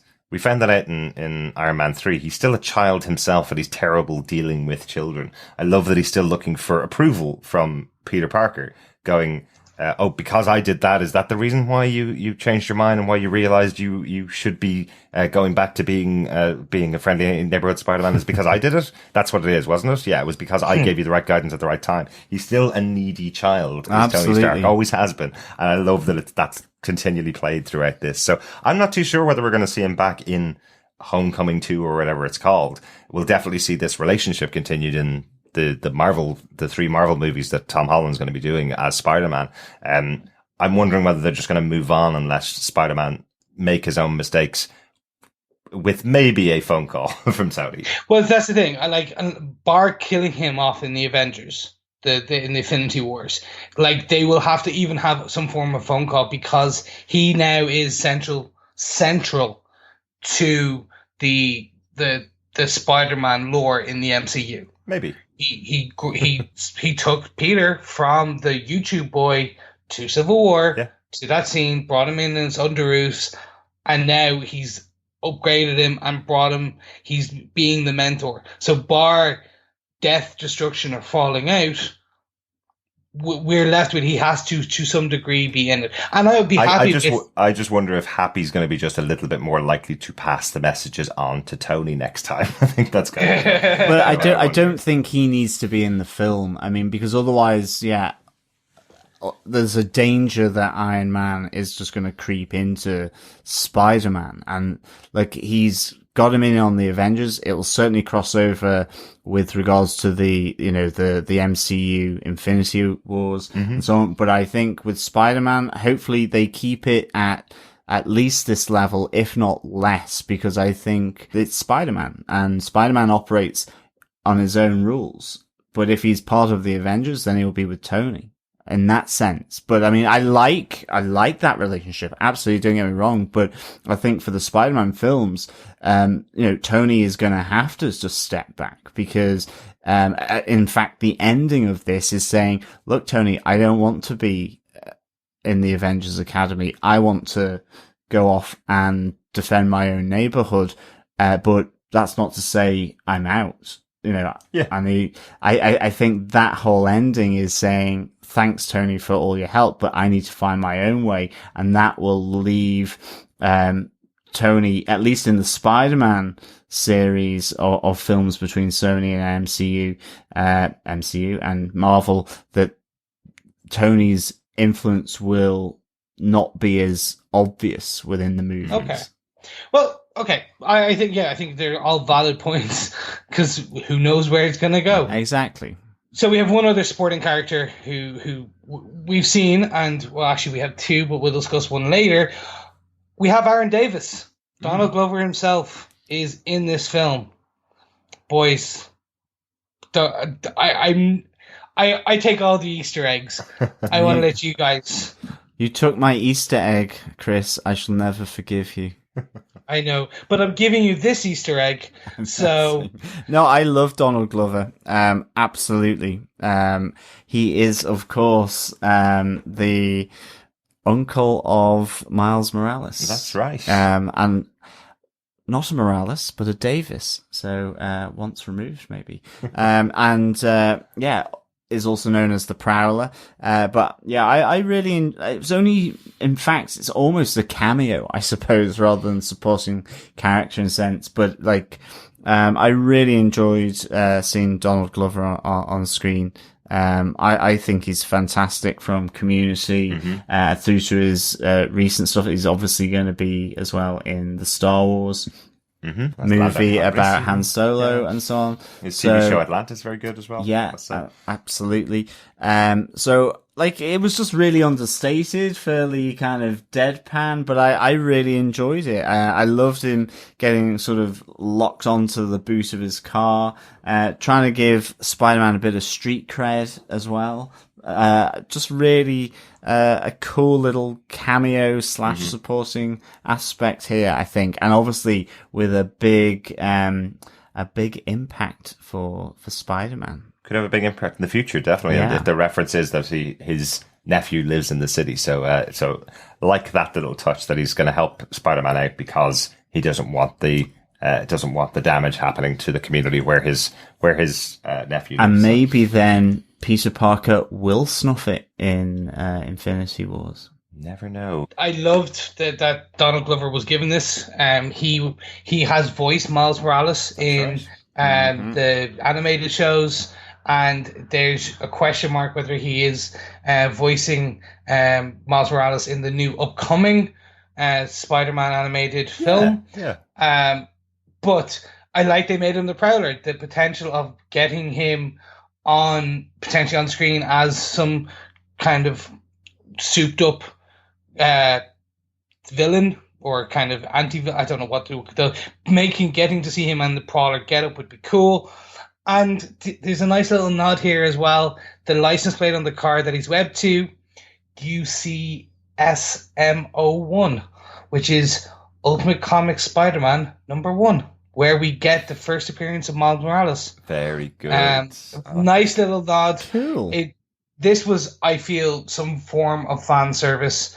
There are lots of rumors that we can get to at a later point or in another episode where Miles may come into the MCU. I don't know. Who knows? But I think it was good. It hit the nail on the head. Absolutely. And there we go. So at this point, moving on to point 4. Typically, we would talk about the hero-villain relationship, and I want to bring in one of the part that joins the hero and villain and their relationship in this, which is Liz Allen. Liz Allen, or Liz Toombs, ? Question mark. We need to figure that one out. She kept her mother's maiden name. Yeah. Well, we'll figure that point out. Yes, so Liz Allen is the connecting tissue between our hero and our villain. Absolutely. Guys, what did you think? It was great. I mean, I think we've mentioned it before, really, that she was the crucible for these two, these protagonists and antagonists. She was the center of it. And I mean, I think it really just elevated, Peter Parker, Spider-Man, and Toomes and Vulture here with this single focal point of Liz and her storyline of gradually sassying it up to Peter, getting the date, and then the reveal that obviously her father is the bad guy. It is Peter's nemesis that he's been fighting around New York all this time, and it was really, really good. I think it really added so much to this movie. Liz Allen was originally introduced. She's been around since the introduction of Spider-Man in the Amazing Fantasy, right? And it wasn't actually named until I think it was issue 14. Right. She's always been a supporting character of Spider-Man, and I like that she was used as this connective tissue. Mm-hmm. Was her performance fantastic? I'm middling on her performance. Okay. She was good. Now, look, I'm saying it out. Every actor and actress in this film was good. Mm-hmm. No one phoned in a performance except for Robert Downey Jr. See, I'm getting mileage out of this Empire quote. Uh-huh. But I'm glad she's not the continued love interest. Right. Because I just didn't feel that huge amount of chemistry between them. Do you know, there's one scene that I thought was fabulous between the two of them. It is just that moment where Peter just says to her, have you got anybody for this homecoming dance? And she, just the way she says, because it's a bit of a trope, obviously, but the way she says, actually, I've been too busy organizing this thing to even think about a date. You know, the way she's saying it is, I've been waiting for you to ask me, Peter, but doesn't say, I've been waiting for you to ask me, Peter. It's a lovely delivered line. I think there's a lovely moment between the two of them. You know, it is a trope. I'm sure it's been in every single teenage TV show that's ever been out there, but I loved it. I loved that little moment. It was Dawson's Creek. But central. It was that moment. It's more that it tells you why Peter's interested in her, and that's something that always is missed. It's missed a lot in these movies where there's an unattainable girl that the main character is looking for. It always seems to forget to tell you why he's interested in her, other than she's unattainable. Just that little moment, the way she kind of flicks her hair and says that, you kind of go, yeah, I can see why Peter's interested in this girl. Absolutely. Yeah, that scene actually, upon remembrance, I did love that because I have personal memories of attempting that as a child and asking girls out, and that fear and the stammering and the, oh my God, how do I actually say this in a sentence without stopping and starting? And it was beautiful, that scene. Yeah, I have to admit, I did love it. Nice. I did like her being on par with, in terms of intelligence, with Peter as well. That she isn't a genius as well. Mm-hmm. She's going to the same school. She was head of their academic decathlon. Am I right in saying that? Yes, academic decathlon team. I liked that. Okay, so I like the character. I liked what they did with this. I like the connective tissue. I'm like 80% in on that actress. We probably won't see her again. She did a great performance.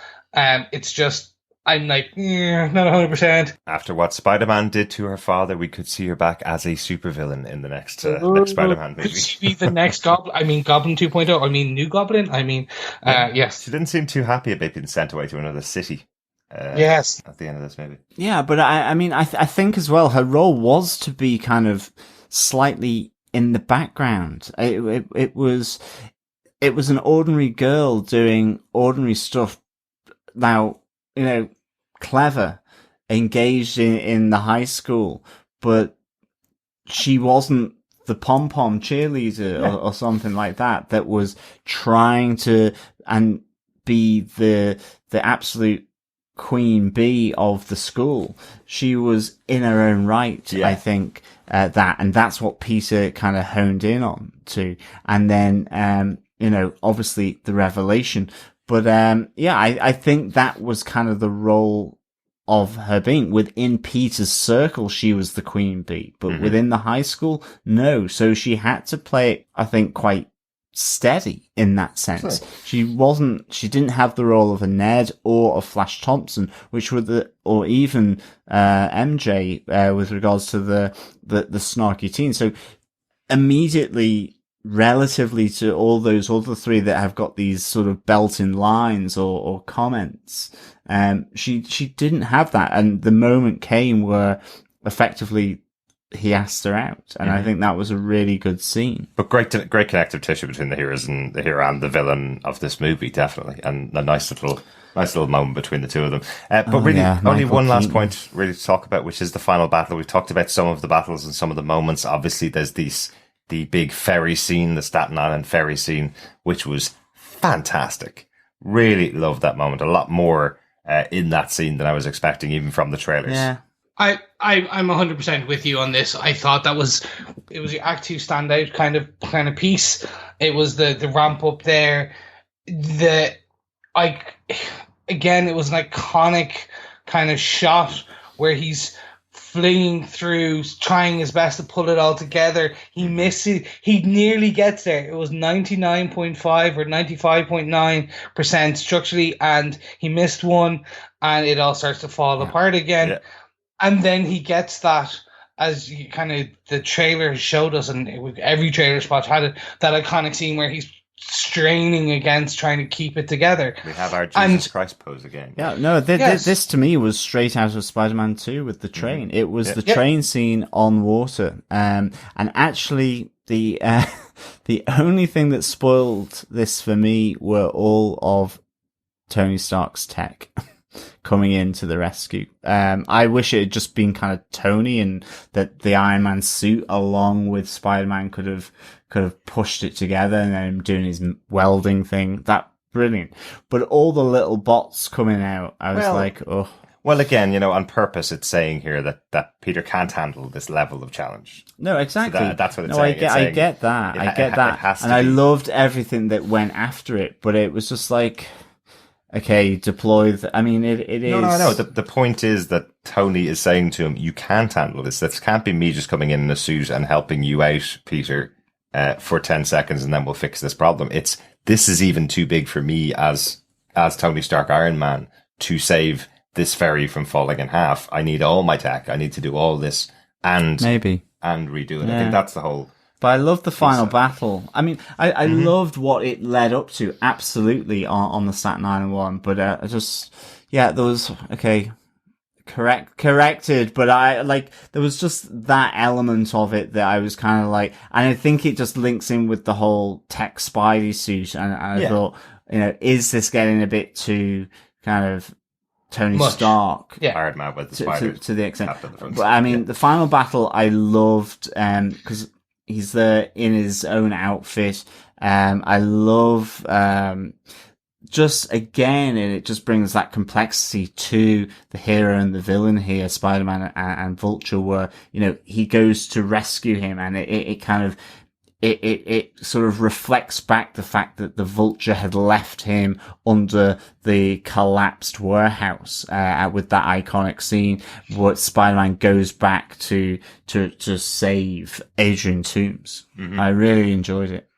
Okay, so I want to break this down very quickly, this final battle. So we had the first part, which was in the warehouse, and we had Spider-Man in his, I'm going to call it Ben Reilly, early, like Scarlet Spider style duds with the hoodie. He had him confront Toomes, and you have this soliloquy delivered by Michael Keaton, kind of talking about, if you don't back off, I'm going to kill your family. I'm going to kill everyone you love. I'm going to take them and take everything you love away from you. And that build up where Peter is trying to kind of go, no way, blah, blah, I've got you dead to rights, yada, yada, yada. And I thought it was waiting for like Shocker or more people, obviously not Shocker, sorry, but someone else to come in or something else to happen. And I thought that was the worst ending ever. And we get the Vulture wings coming in and Brilliant. destroying I thought it was a nice build up to the beginning. Yeah, I really enjoyed actually. Just again, it's the youthful confidence of Spider-Man, where he's like, the wings didn't even touch me, and Adrian Toomes just turns around and goes, "I wasn't aiming for you," as all the columns collapse on him. Really, really good. Great start to this kind of final battle sequence. And then that image of the Vulture coming down on the Stark plane and his claws screeching across the top of the plane towards Batman, Jeebus, towards Spider-Man, I thought was really awesome. Yeah. No. Biggest Marvel faux pas ever. It's okay. Since you guys do record a Gotham TV podcast, and since it is Michael Keaton, I'll let you away with it. There you go. A nice plug, by the way. Hey, see? Thank you. But yeah, I kind of agree. The taking this to the plane, I thought this was fantastic. We knew there was going to be a plane scene. Yes. I thought it was going to be just what we had seen in the trailers, which is him kind of pulling it and kind of arcing it away from the towers in Queens. Trying to kind of avoid the explosion. This part 2 of the battle was fantastic.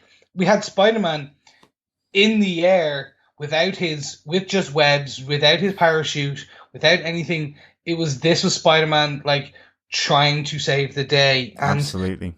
It was great, him trying to slowly beat his way in, not working, and then this literally swinging and punching of the Vulture in midair. I just loved it. Yeah, definitely. And one thing that kept crossing my mind throughout the final scene was how much easier it would have been if he had the tech suit that Tony had given him. I love that it was difficult. That's the whole point. That's the whole point of Spider-Man's life, of Peter Parker's life. It's always difficult. There's always a bit of an uphill struggle. So I like that he didn't get the suit back before his final battle. It's something that's delivered to him at the end of the film. For next time, you can use this. But I love that he's using his own wits. He's using his own way of doing things in this final battle. I thought it was the perfect way to play it. And as you say, the fact that he saves Adrian Toomes at the end of it, he could have let him get away. He could have let him let the explosion kill Adrian Toomes. He actually shouts after him, trying to save him, just like he does with everybody else. Yeah, lovely absolutely. little moment for Peter. So yeah, that final part, so that's the Act 3 of the final battle, was perfect. For me, that encapsulates what Spider-Man is, and again, Tom Holland gives a beautiful performance in that. No, you don't understand the radiation. It's goes in to save him when he's dying. Well, he's not dying. He's severely injured himself. And at the end, we see him save it. We see him webbing up at the crates. He picks all the crates up, puts them together in a nice pile. Webb's Toomes there, and then you see him battered and bruised on top of the Queen's kind of state fair roller coaster ride. He's sitting there watching them happy and all them come in, and I thought it was brilliant. And again, it's the note saying your friendly neighborhood Spider-Man. It was just the perfect final ending. Absolutely. I don't know what more I would want. I can't. It was the perfect wrap to this kind of film. Yeah. And I think that's the best way I can kind of leave our kind of discussion points on this. I think it was that dramatic ending was brilliant. So we've been discussing here, boys, for a while, the beautiful, amazing film that is Spider-Man Homecoming. But do we have any notes here that we haven't kind of put in yet so far? I suppose usually we talk about our post-credit scenes. We did talk about the main post-credit scene while we were talking earlier on about Scorpion meeting up with Vulture at the end of the movie. But we also get our comedy post-credit scene. Absolutely. Something that traditionally, John, you've not been generally quite happy with. No, but I loved it in this. That's exactly what I was going to say. It's this, we are made wait till the final post-credit scene, as Marvel always put out before their movies come out. A Marvel fan doesn't leave the cinema until after the credits. So we all sat there waiting for the post-credit scene, and our post-credit scene is the wonderful Steve Rogers, Captain America, public service announcement, that waiting is difficult, but patience is important, kids. And I loved it. Yeah, really good. What do you think, Chris? I was a fan. I loved these PSA, the moments throughout kind of spattered throughout the film. Absolutely.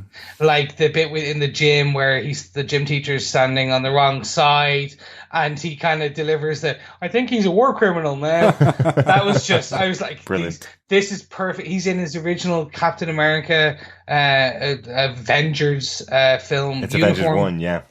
Yeah, so we can see that it's probably filmed around that time. So it just, it was this, and the ending, it was beautiful. It was great. And obviously, after something as serious as Civil War, where, Captain America didn't really crack a smile in Civil War, it's kind of nice to see the fun Captain America back. I love this idea that he went from 1940s, where he was doing these kind of public service announcements around the world to get people to support the war effort. And now he gets into the future, and they make him do all of these public service announcements for the kids who are growing up in a tough society now. Kids, what's it again? Kids, I know all about being cool. I was frozen for 40 years. Brilliant moment for Steve. But he is definitely really cool. We have Pepper Potts as well. We do. Yes. Not in a post-credit scene, but she shows up to announce. Announce that Spider-Man is joining the Avengers, but then once presumably again, totally lets her down. Yeah. And one thing I was confused about, are they going to announce their engagement? No. Because it seems like he was walking in going, "Oh, we're going to do this." I just thought it was quite funny. No, it was hilarious, but Potts was effectively going, I can think of a million better things to announce than our spur of the moment engagement when you haven't even asked me to marry you, Tony, was basically what she said. I was really surprised to see Pepper Potts in here. It made total sense to have that character in there, because obviously this is kind of extending the family of the Starks by bringing in Spider-Man a little bit. So of course you're going to have Pepper Potts in there. It makes much more sense to have her here than have her following Tony round when he's on his adventures with the Avengers. Sorry. So I liked that they did include her in the scene. I think it was a cool choice. Yeah, and I'm glad to have her back. I'm glad to have Gwyneth Paltrow back as Pepper Potts. It was, for me, happy. There's also Thor's belt, meow meow. Meow meow. Magic Gorge. What I thought was interesting about this, yes, Thor's power belt is mentioned in a really funny way where Happy can't pronounce the name of it. It is difficult. Look it up. It is Megan Jord, something like that. Look it up. The only reason I wanted to reference it in our notes was because it actually is very important in Ragnarok, in the comic books, in the storyline about Ragnarok. Odin uses this power belt of Thor's to divert Ragnarok, to stop Ragnarok from happening. The next movie in the Marvel Cinematic Universe is Thor Ragnarok. So I thought it was quite interesting. I just referenced the belt of Thor, knowing that some of us would look it up on Wikipedia. There you go. Yeah. Saved you a bit of Googling time. Yeah. Now, this is one that, Derek, I think you're going to enjoy. We have our S.H.I.E.L.D. Howling Commandos Easter egg in this film. Okay, so we had Kenneth Choi was cast in this film as the principal. And I remember when the casting happened, a lot of people went, "Oh, but he's already been in the MCU. Mm-hmm. 40, 60 years ago. How's this going to work?" We all thought it was kind of the Woodard being cast in Luke Cage Civil War mishap again. But what we do find that he was reprising his role as Jim Morita from the first Avengers, or Captain America: The First Avenger, when he was the Howling Commando. Yes, he was. Yes. And then we find that in Spider-Man: Homecoming, he plays none other than the same Morita, or Principal Morita, in this film. So, and in the second half, when Peter's in the office, we have a picture of his great-grandfather, his just grandfather, from Captain America: First Avenger on top of his desk. Very cool. Yeah, you have just been out-shielded. I know. Well, out Howling Commandos. Oh, out Howling Commandos. Very important. Yeah. Very good, Chris. Thank you for that. I know. That's pretty cool. That's cool. Yeah, I really certainly cool. did not see that picture, but next time I go and see the movie, I'll definitely be looking out for it. Yes. Another one I want to just get off my chest is a nod to the best on-screen superhero kiss ever. I can't beat it. We obviously had where Karen is talking to Peter when he's hanging upside down. He goes, "Do Peter, kiss her now." And he's hanging upside down in front of Liz. Of course, the only thing I could think of, and the only thing that makes sense, is this is a beautiful reference to the MJ Spider-Man scene in Spider-Man 1. Nice, very good. Yeah. Very good. It was brilliant. We did have one of the character cameo, which we didn't mention earlier on, which I loved. The presenter of the kids TV show, the high school TV show that's going on throughout the movie, is Betty Brant. Betty Brant was in all three of the Tobey Maguire Spider-Man movies as the receptionist in the Daily Bugle. So nice to see Betty Brant up on screen. Absolutely. As a terrible, terrible news reporter, along with her even worse guest host, who's terrible at delivering news as well. So, but I really enjoyed it. That's a nice little gag there. To round it out, I want to do a possible Easter egg or just a nod, I'm not sure, and hopefully one of our fellow defenders who I've talked about within the group about this character and wanting to read up on her will hopefully have seen it too. We have the Asian American girl named as Cindy on Peter Parker's academic decathlon team, and we didn't see much of her throughout this film. It was played by Tiffany Espezenza, I think. I'm not 100% on the name.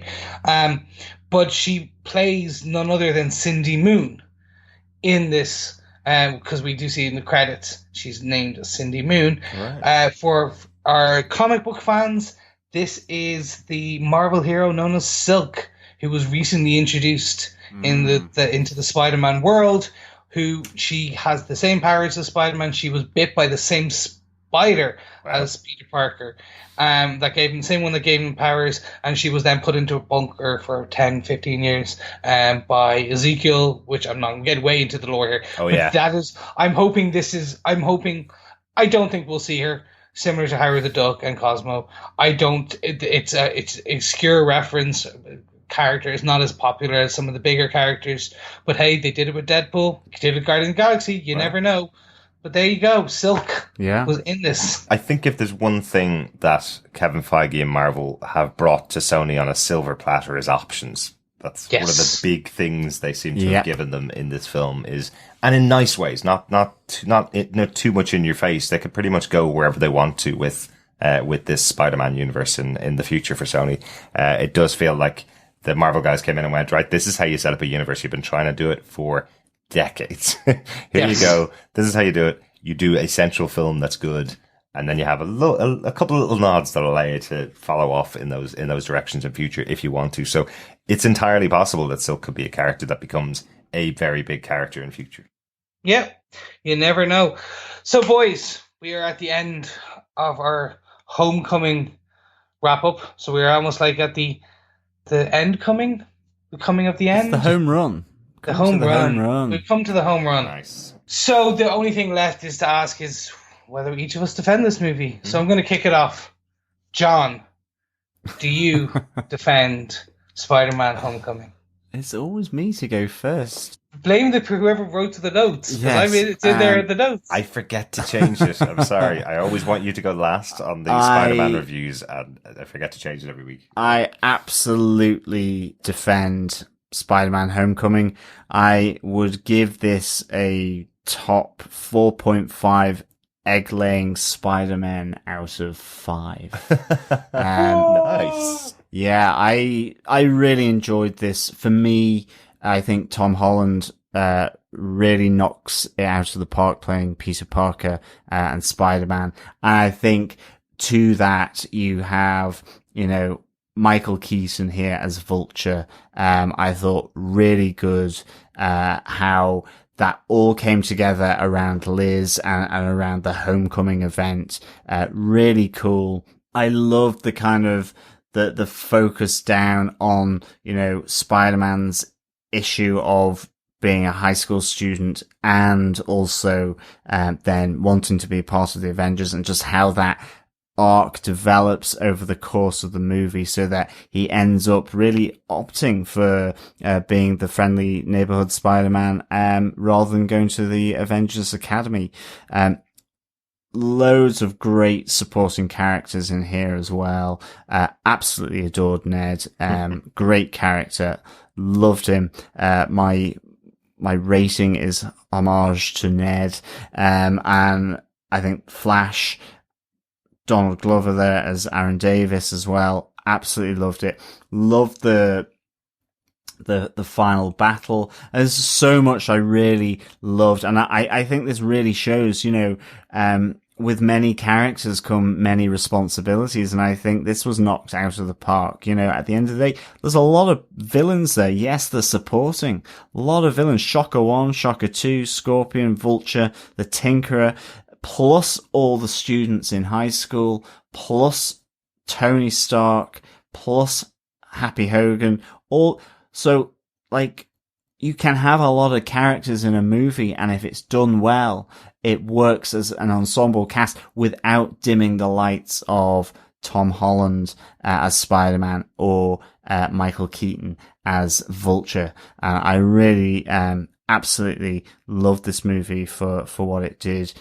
Not on the nose, loads of Easter eggs, and a great storyline set in a way that I think feels right for this sort of reboot of Spider-Man, really, which is in high school. So I can't wait to see Jamie Bell come back as Spider-Man. Sorry, I mean Tom Holland as Spider-Man. I still think he looks like Jamie Bell. I can't wait for him to come back, see what he does next, both in the Marvel Sonyverse and also in the MCU in terms of the Infinity Wars. Mm-hmm. And to be honest, I'm going to get a Doc Strange in here because I would love to see him team up with Doc Strange as well. I absolutely adore those cartoons of those two together because I do love the, slightly older mannerisms of Strange with the youthful exuberance of Spider-Man. I think that's another great little pairing. Yeah, very cool. You referenced Jamie Bell is obviously because Tom Holland started his career out in Billy Elliot, right? And he did. He certainly did on the boards, dancing away as Billy Elliot. Yeah, very cool. In the West End. So, on that note, Derek, do you defend Spider-Man: Homecoming? How far have we come from Spider-Man 3?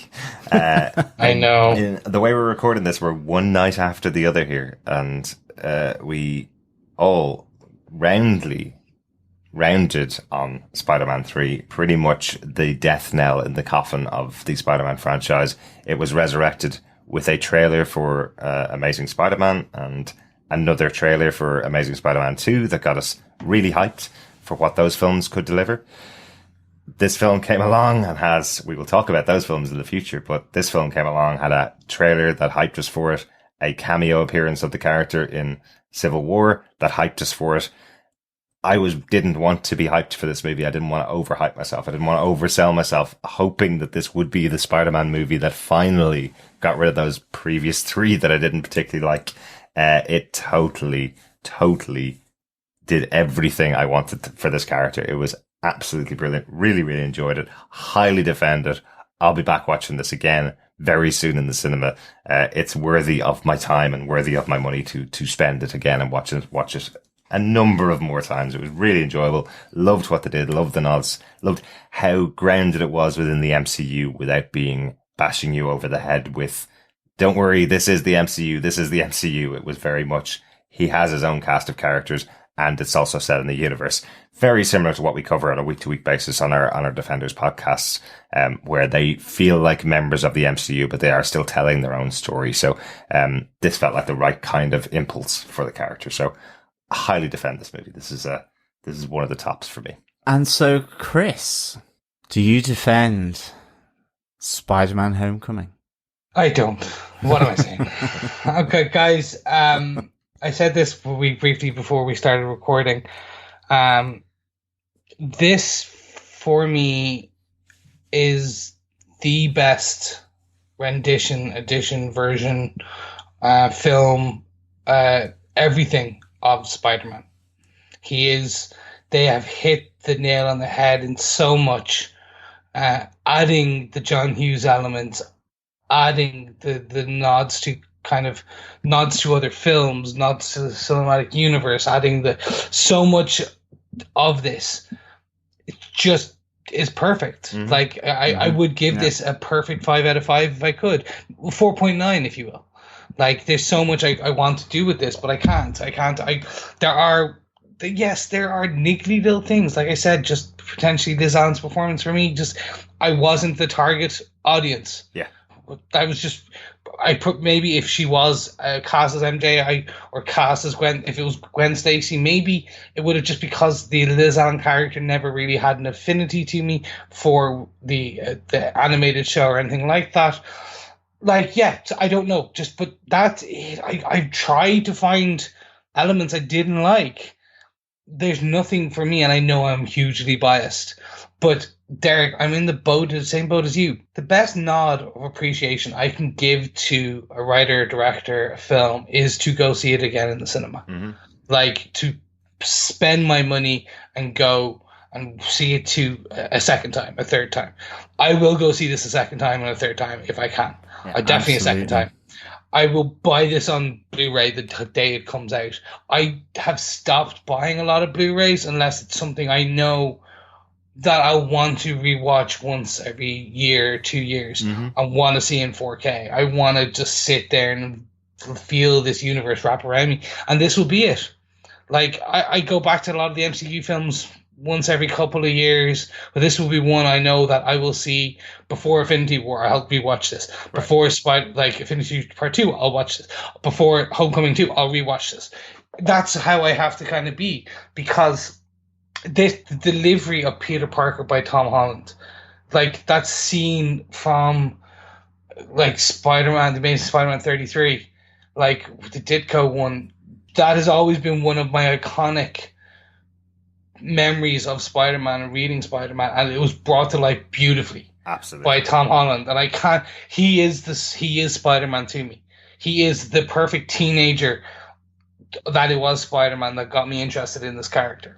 Yeah. And he's even as the amount of training this man went through.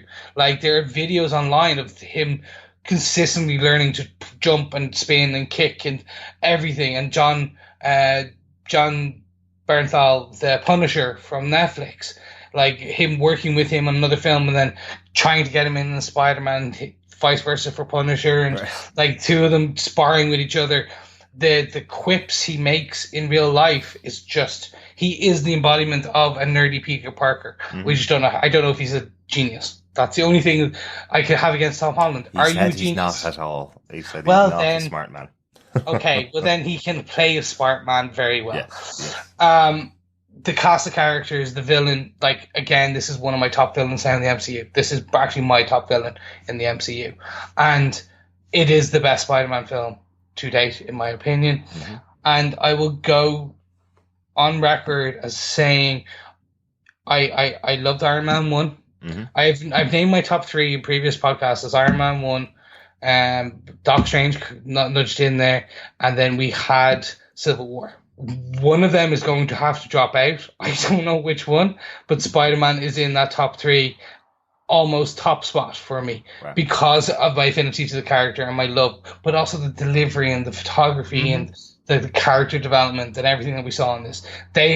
This is next year. If we can get this for every solo character going forward, I like if Black Panther is as good as this, I'm gonna be happy.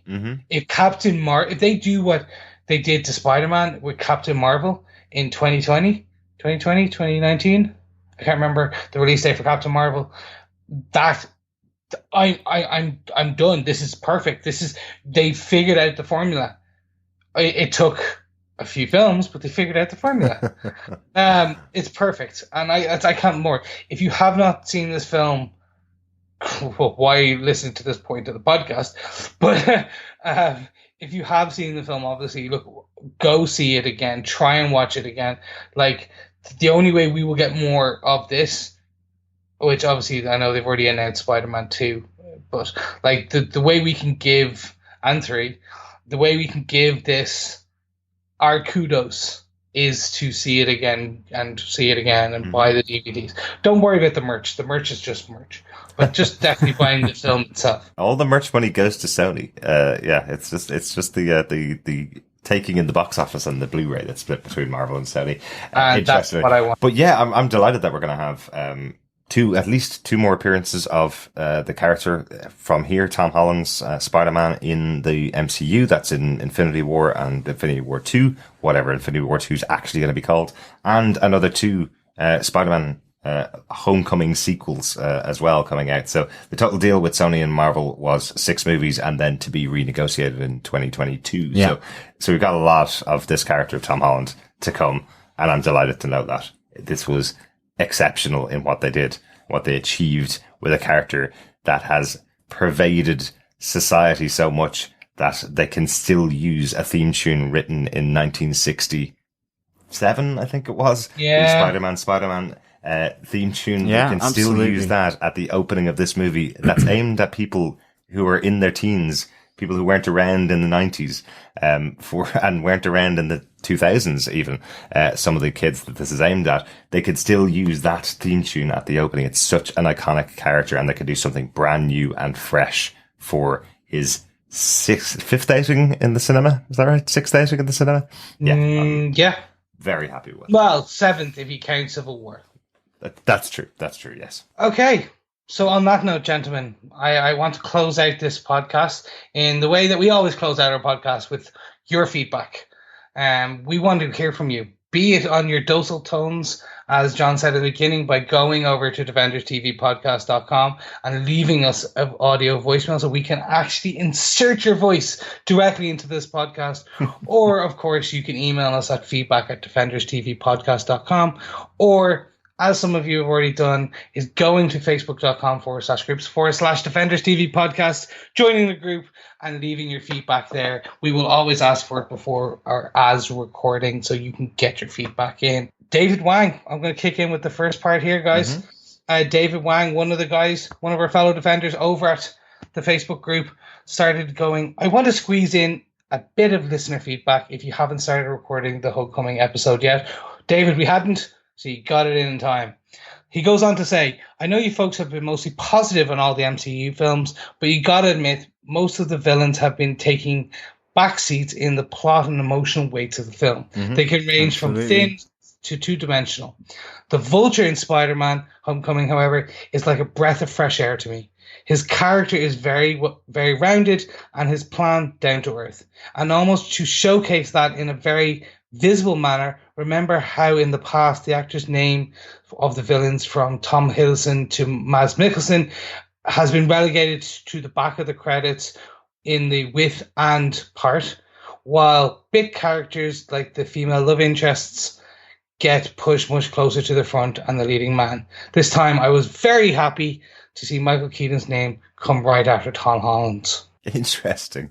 Very interesting, and completely agree with you, David. I think, as we discussed on the podcast, Michael Keaton here is great in this role. A great counterpoint to Tom Holland's Spider-Man and Peter Parker.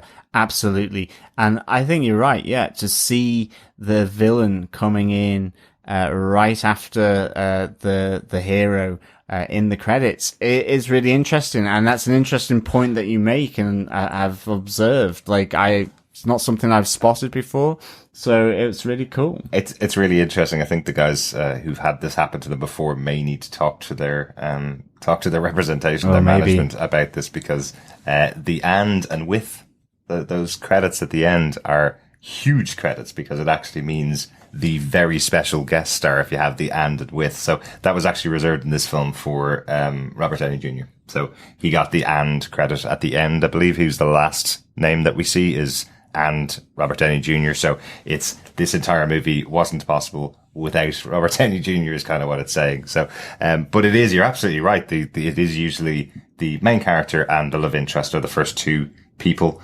and then you have your and is usually the villain at the end of the film. So that's quite interesting point to see that Michael Keaton's taken that position up at the start. It's quite cool though. Yeah. Thank you very much, Upfront. David. Definitely. Yeah. Thanks so much for that feedback, David. Really good to hear from you, as always. Thank you, David, for the feedback. Mm-hmm. Yep. So, gentlemen, we are at the full end of our podcast. The mammoth review of Spider-Man Homecoming, his homecoming to MCU, if you will.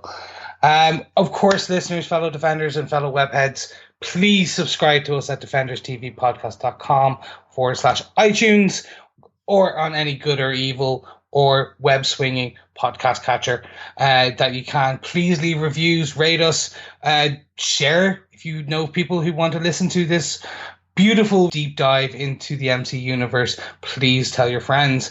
Of course, join us on Facebook and check us out on Twitter, etc. We'll be back for Amazing Spider-Man movies, the Garfield era, if we will, this Garfield verse, as we continue our Summer of Spidey retrospective. But of course, that will all lead to The Defenders on August 18th. And of course, we want you to be with us on the day and date it launches, because Absolutely. we will be releasing our views on that show because, well, basically that's what we are here for, because we are the Defenders TV podcast. So I've been one of your hosts, Chris. Thank you very much for joining us. Thanks so much for joining us. We'll talk to you again next time.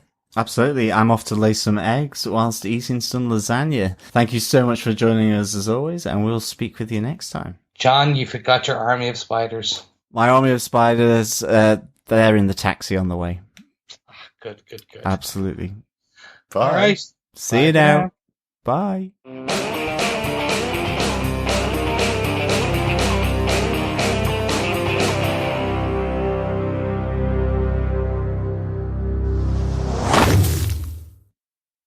Thank you so much for joining us as always, and we'll speak with you next time. John, you forgot your army of spiders.